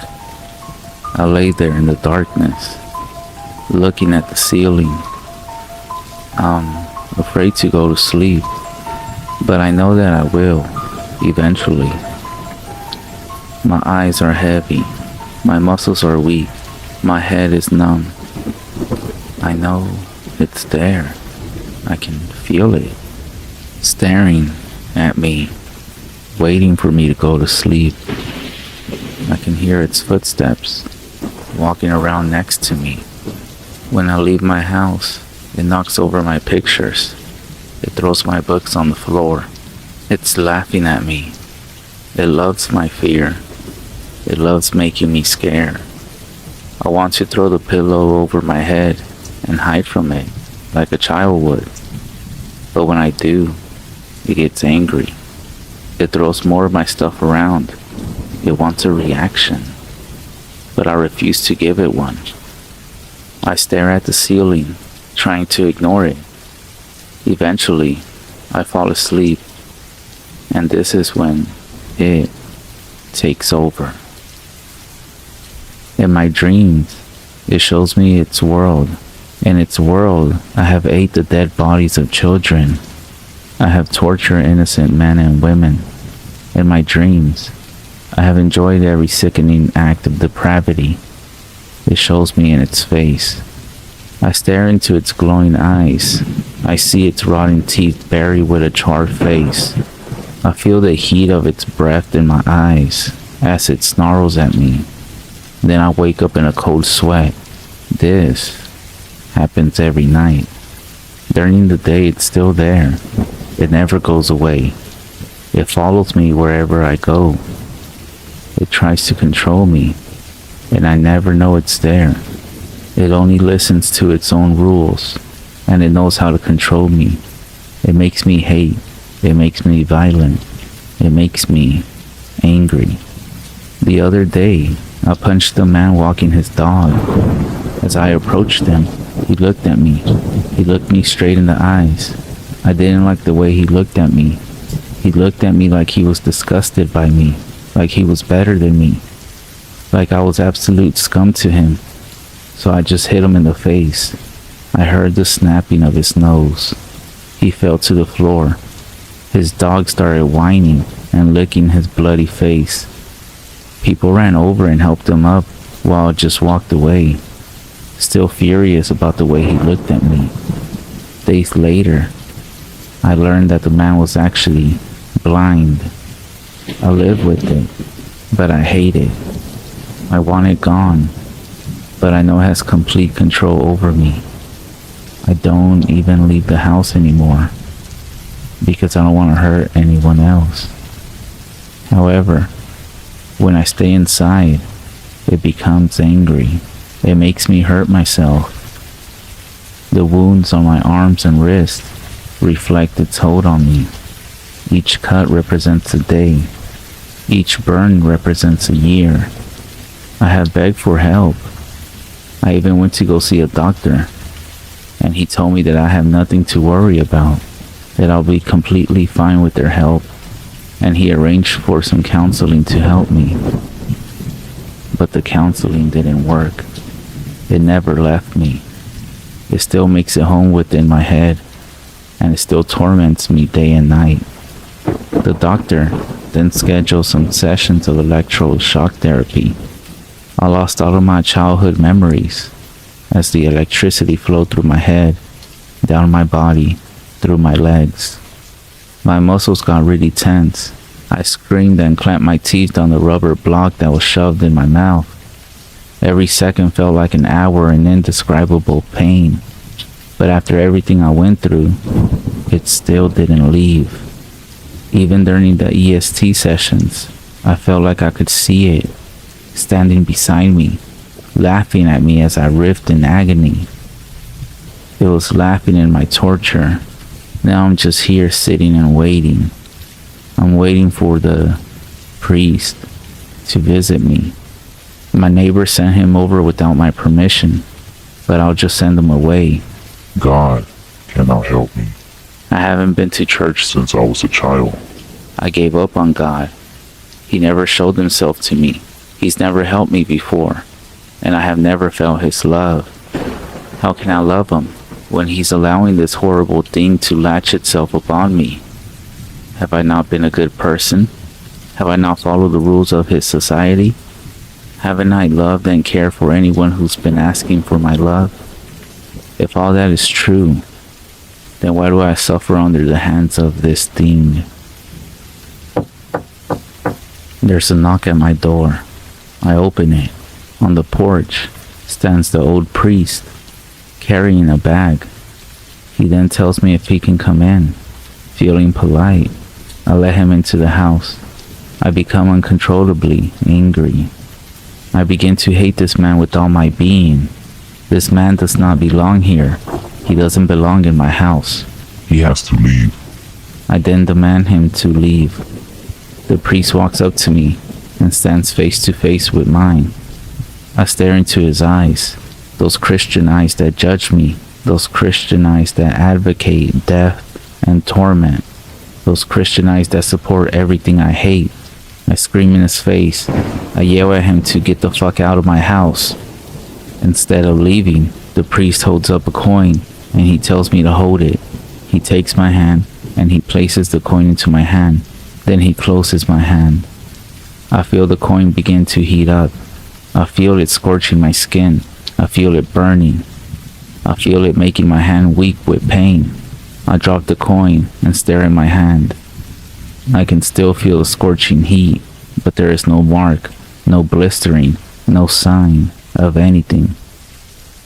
What was that? I asked the priest. It's a blessed coin, the priest calmly replies. The priest then puts his hand on my shoulder, and I feel my shoulder become numb. The priest stares me straight in the eyes, then calmly tells me, "You're in danger. I know what's happening to you, and I can help you, if you will let me help you." He moves his face closer to mine. "Will you let me help you?" Staring into his eyes, I don't feel angry anymore. I begin to feel sad, very sad. I begin to cry as I stare into the eyes of the priest. Please, just help me. I will, my son, but you must trust me. No matter what happens, you must understand. I am helping you. Do you understand? I nod my head. The priest says I have to be comfortable, so I lead him to my bedroom. He tells me to lie down on the bed, and as I do, he opens his bag. He pulls out a purple sash, decorated with white crosses, and lays it over his shoulders, so it drapes across his chest. He is then asking me if I own any belts. I tell him I keep them in my top drawer. He opens the drawer and pulls out 2 belts. He walks over to me and takes my hand. "Do you trust me, my son?" "Yes," I shakily reply. The priest then takes my hand and, using the belt, ties my arm to the headboard of the bed so it cannot move.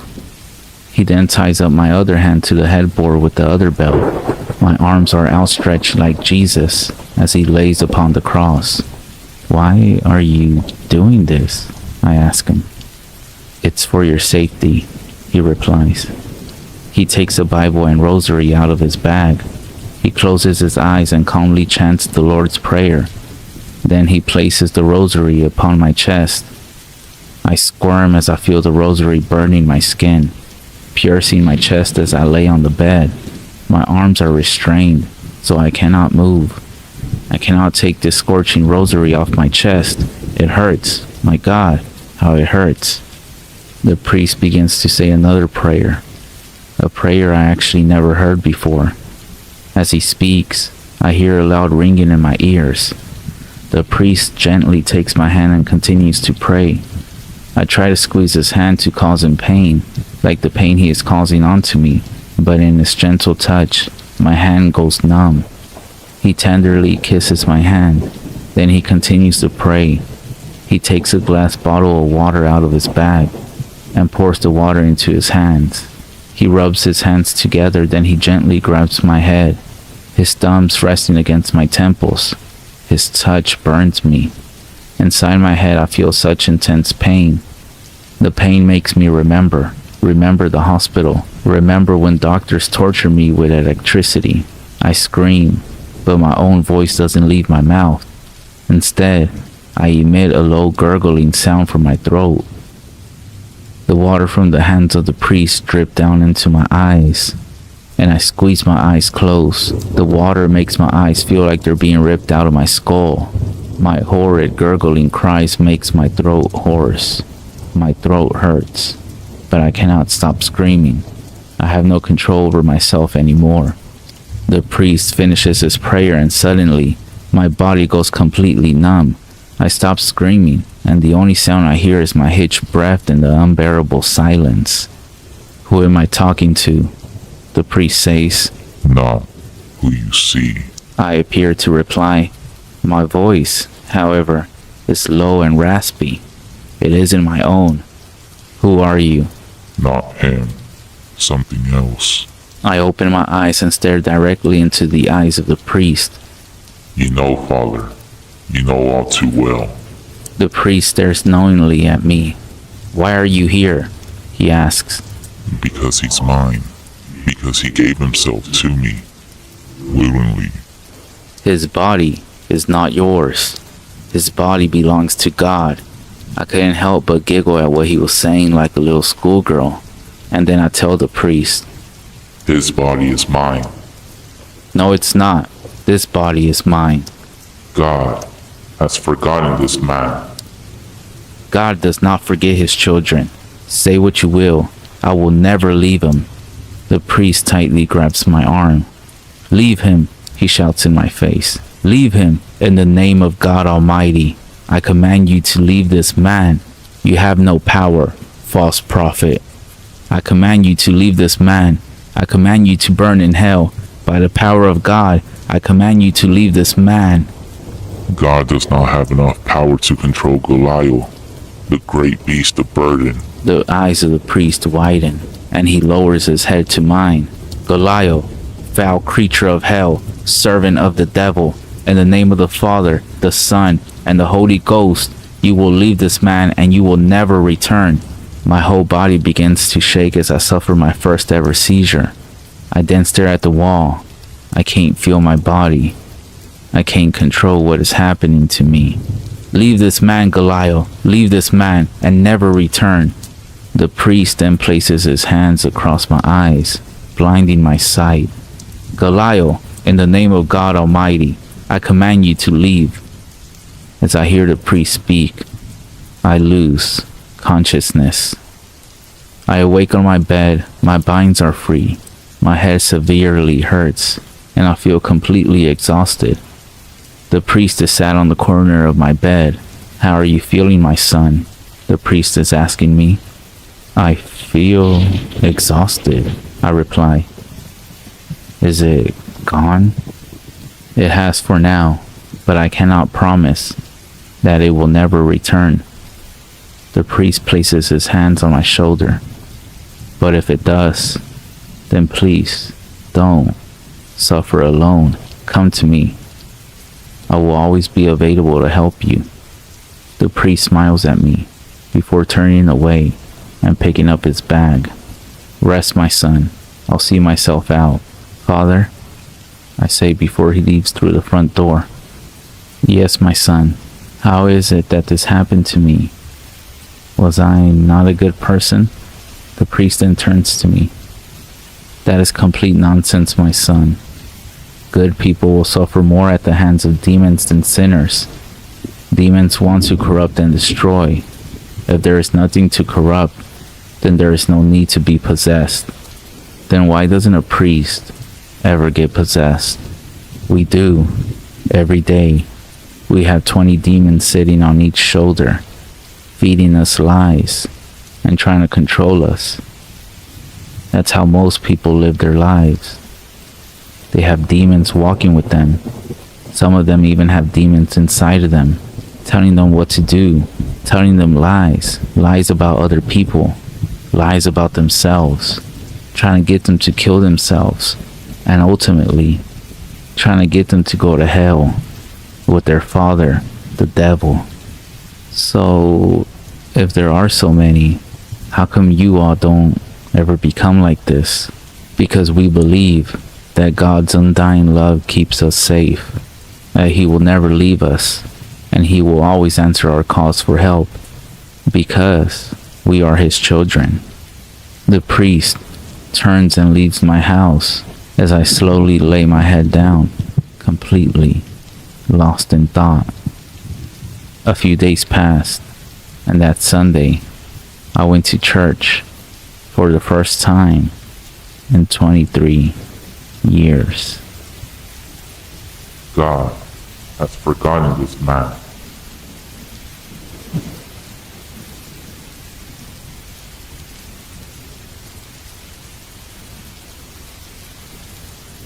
Before I start the story, it's important for me to clarify that the paranormal here in America isn't seen the same as it is in Mexico, from where my father is from, and from who I heard this story.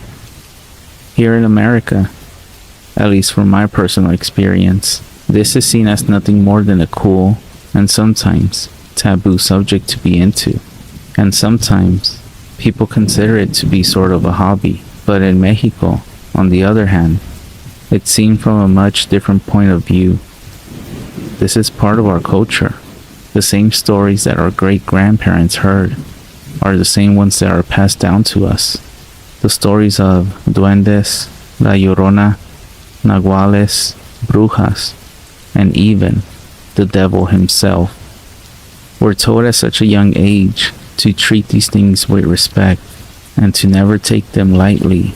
To us, it's much more than just witnessing an old chair move on a blurry security camera, or maybe hearing footsteps in an empty room. It's part of our culture. So here's my story. My father is not the type of man to seek attention. He's a humble, honest, hard-working man, and as a result, I believe what he tells me. Since he could remember, he had the misfortune of being more sensitive to the paranormal than most people. What I mean by this is that all throughout his life, he has found himself face to face with most of the stories that we've been warned about. Even now, as a grown man, our entire family has grown accustomed to experiencing more than our fair share. It's almost as if this sort of stuff follows not only him around, but all of us, too. So this story takes place in Mexico, when he was maybe around 8 or 9. He was with his grandfather, who at the time worked as a watchman at one of his friend's stores. This specific store also functioned as a warehouse, similar to stores like Costco or Sam's Club, but on a much smaller scale. For those who are wondering, una bodega. It was around 11 o'clock when they arrived, well past sunset and into the night. My great-grandfather and his friend had struck a deal, and whenever he was on his shift, he could help himself to anything he wanted to eat, as long as he kept the list in order to make sure it wasn't marked down as stolen inventory. As they were getting ready for the night, my dad was told that he could choose anything he wanted to eat. My dad was excited to hear this, as it wasn't often that he was given the opportunity to choose anything from the store that wasn't a necessity without having to worry about having enough to pay for it. He wanted to make sure he made the most of this opportunity and decided to go around the store looking for what he wanted the most. He finally made up his mind and settled on a bottle of chocolate milk.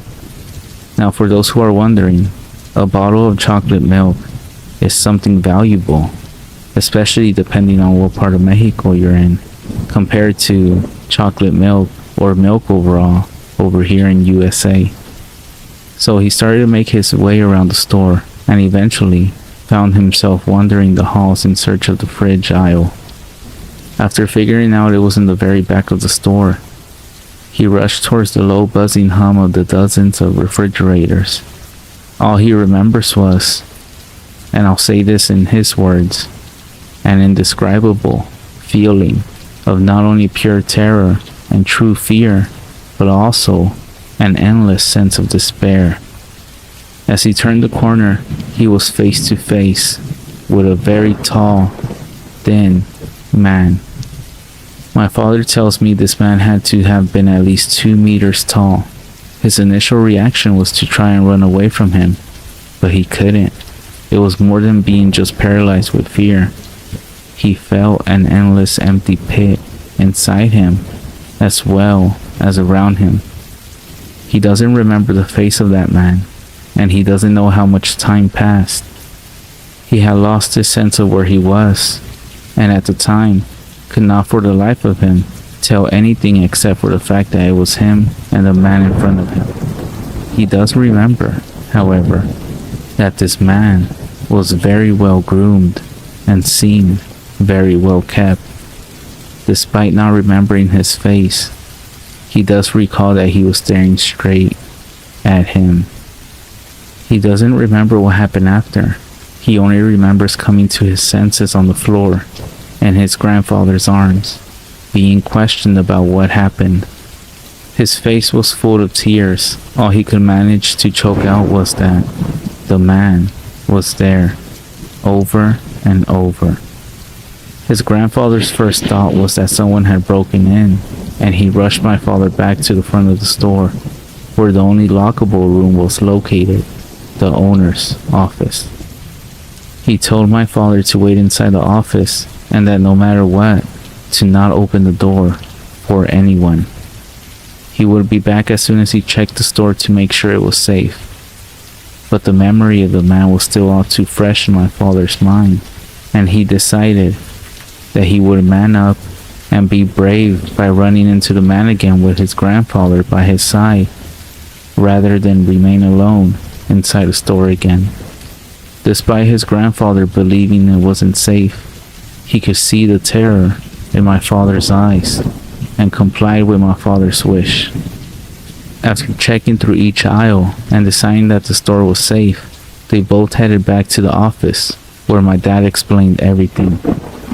For the most part, it seemed to be an isolated incident, as my great-grandfather later that morning told the owner what happened, and he claimed it was the first he had heard of anything of that type of stuff happening inside a store. It is worth noting, though, that the store was torn down not 2 months later after this incident, and the owner seemed to give no more of an explanation other than that he was losing money. Despite my dad not daring to outright say what he thinks he saw that night, it's more than apparent to me that based on his description of both the man and the feelings that overcame him, I think it's safe to assume that the man he saw was none other than the devil himself.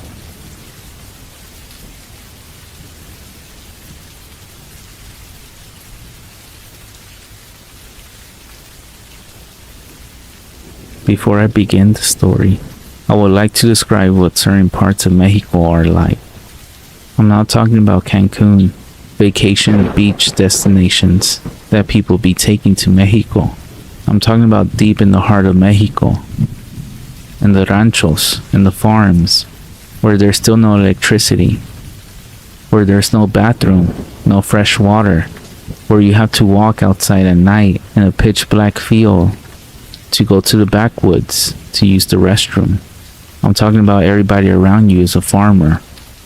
and those type of places of Mexico, which is pretty common actually. You might just not hear about it too much. So with this being said, I would like to tell a story of my mom when she used to do her nursing practice when she was in school with a native community in a remote place in Mexico. She said that the internado internship where she stayed with the sick people was across a bridge over a river, and on the other side lived the doctors. So there were times in the middle of the night when she had to carry a sick child to the doctor's houses where they lived. She said crossing that bridge at night was super scary because you could hear La Llorona crying out while you were crossing the bridge.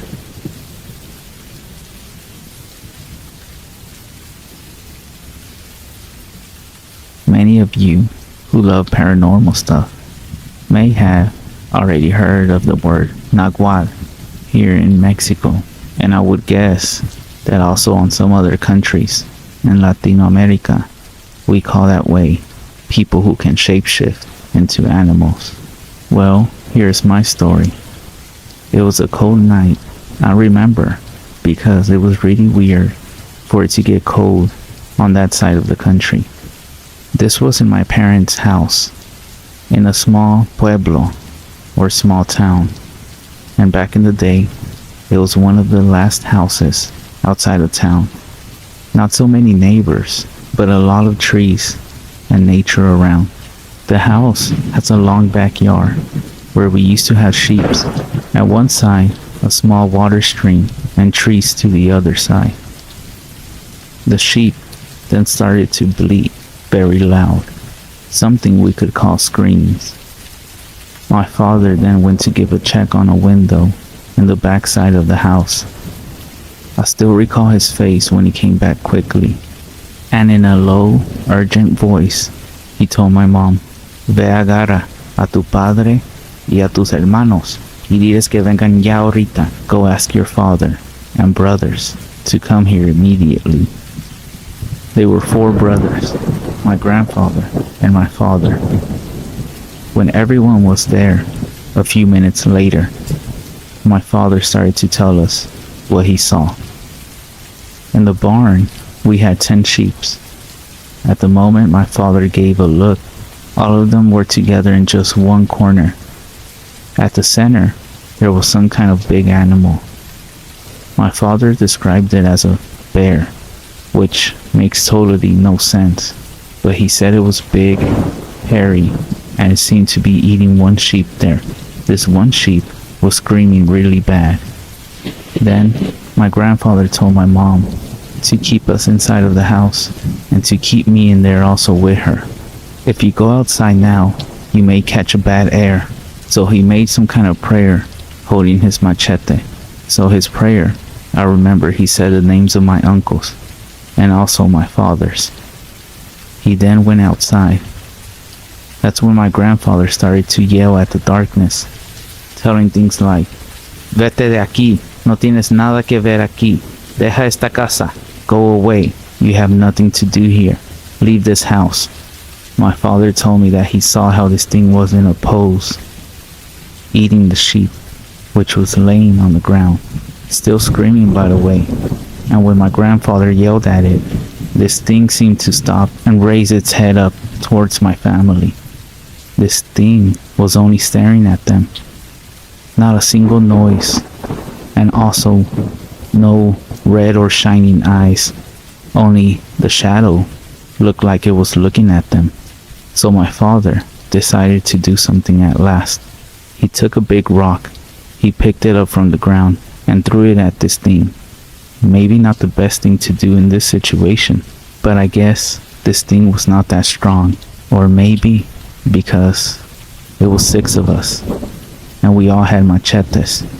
But when the rock hit it, this being turned its back and ran away to the forest, running on all 4 legs like an animal would. They then approached the sheep, and my grandpa said how the sheep was on the ground, but it was still alive, but it was completely unskinned. It was horrifying, at least. My grandfather then sacrificed it to stop the suffering. After that night, a family friend told us a story about someone new in town that apparently was a Naguat. He told us he spoke to that man and he told him to leave the town. Indeed, we never happened to live something similar after that.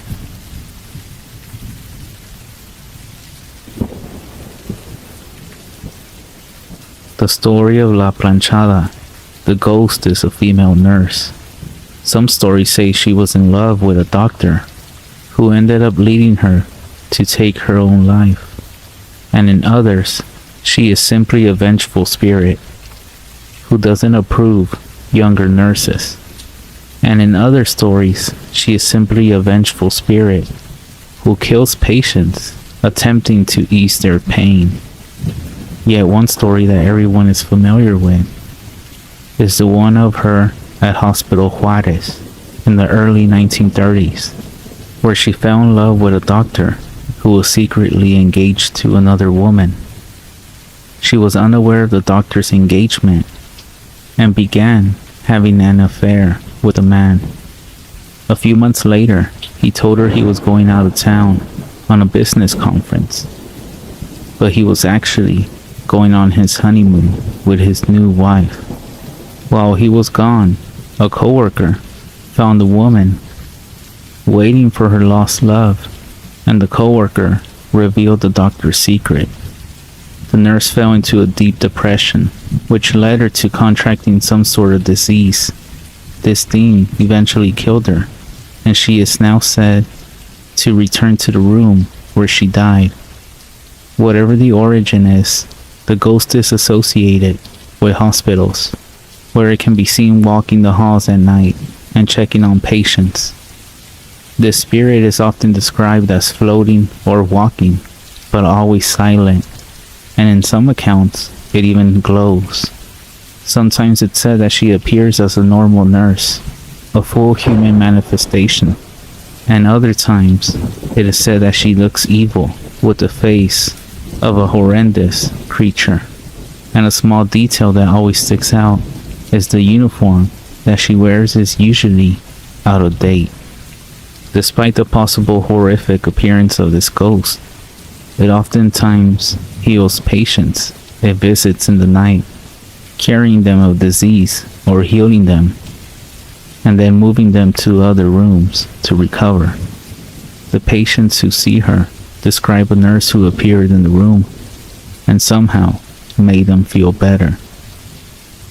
Hospital Juarez, being one of the possible origins of the spirit, is known for appearances of La Planchada. It is said that the ghost returns to the room where she died and heals whoever is inside.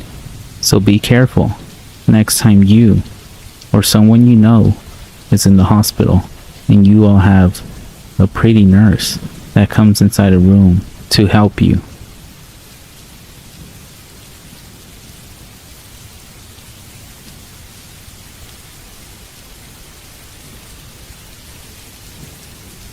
She also told me that the hospital, where she was a full nurse, was haunted by La Planchada. She said some of their sick people would report how a really nice, well-dressed nurse came in and helped them in the middle of the night. She said they would describe her as wearing an old-time uniform that hadn't been used in decades by nurses. But the thing that stood out was that they would always comment on how well kept iron the nurse's uniform was. Now here's the scary part.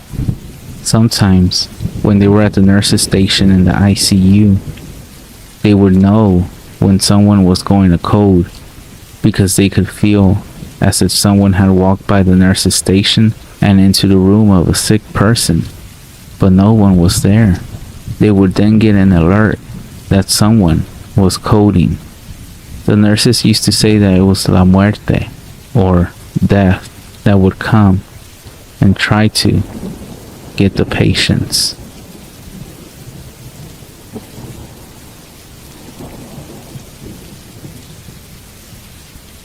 Another story she told me was that when she wasn't practicing nursing yet, she was studying nursing under the monjas, under the nuns, and she said one of the dormitories was haunted. The two dormitories were divided by a hallway, and one day, all the girls were staying in the one that wasn't haunted because they were scared. They decided to roll a coin to the other dorm, and they said that the coin rolled through the hallway and into the other dark, empty room. A few seconds after, they heard the coin stop rolling and drop. The coin was rolled back to them.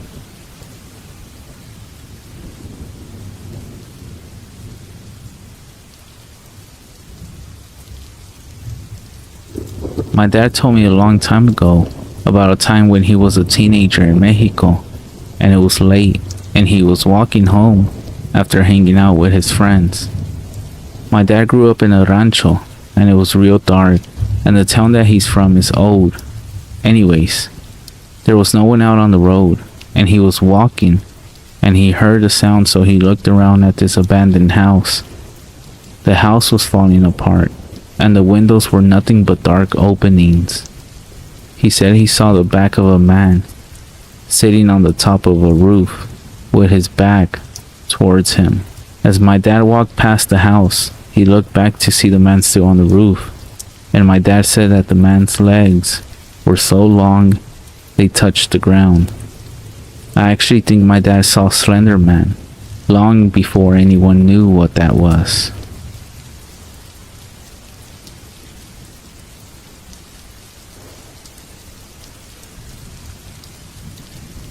My family doesn't have a rancho or a ranch. However, we live near a mountain where there are 3 crucifixes, and each year in Semana Santa they replace them, which takes about 6 days. While they are gone, it is said that everybody in the community and around there says that the witches go out to hunt children. One year, they heard chains being dragged on the roof at nighttime.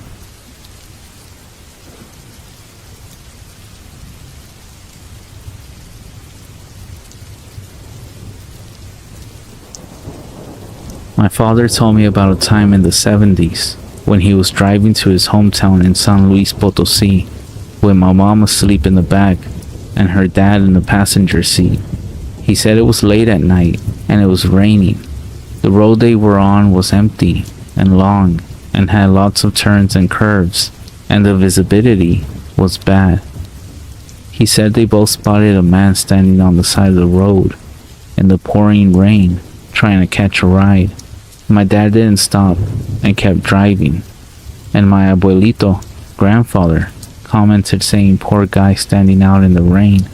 They didn't think much of it. However, my dad said that a few minutes later, after passing another curve, they saw the same man again standing on the side of the road. It was the same guy. They both freaked out, and my grandfather said, "Es el diablo, it's the devil," and to keep driving.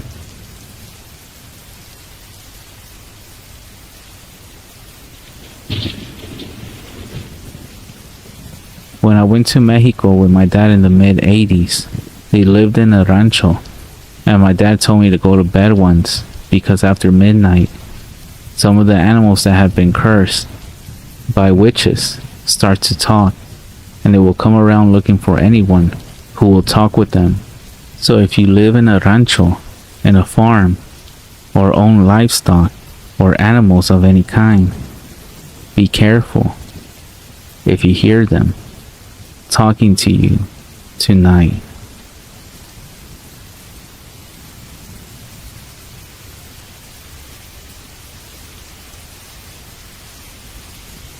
My mother lived in the countryside and told us of something that happened when she was a kid. She was asleep and heard a weird clicking noise, como una pluma, like the clicking of a pen. She looked outside and said there was a weird thing outside making noise. It looked like a humanoid, grayish thing. just standing outside their house, looking in. My mom then closed the curtains and started blessing the house, and she said that she never saw the thing again. I want to say this was a skinwalker walking through the neighborhood, whistling, trying to see who would whistle or talk back.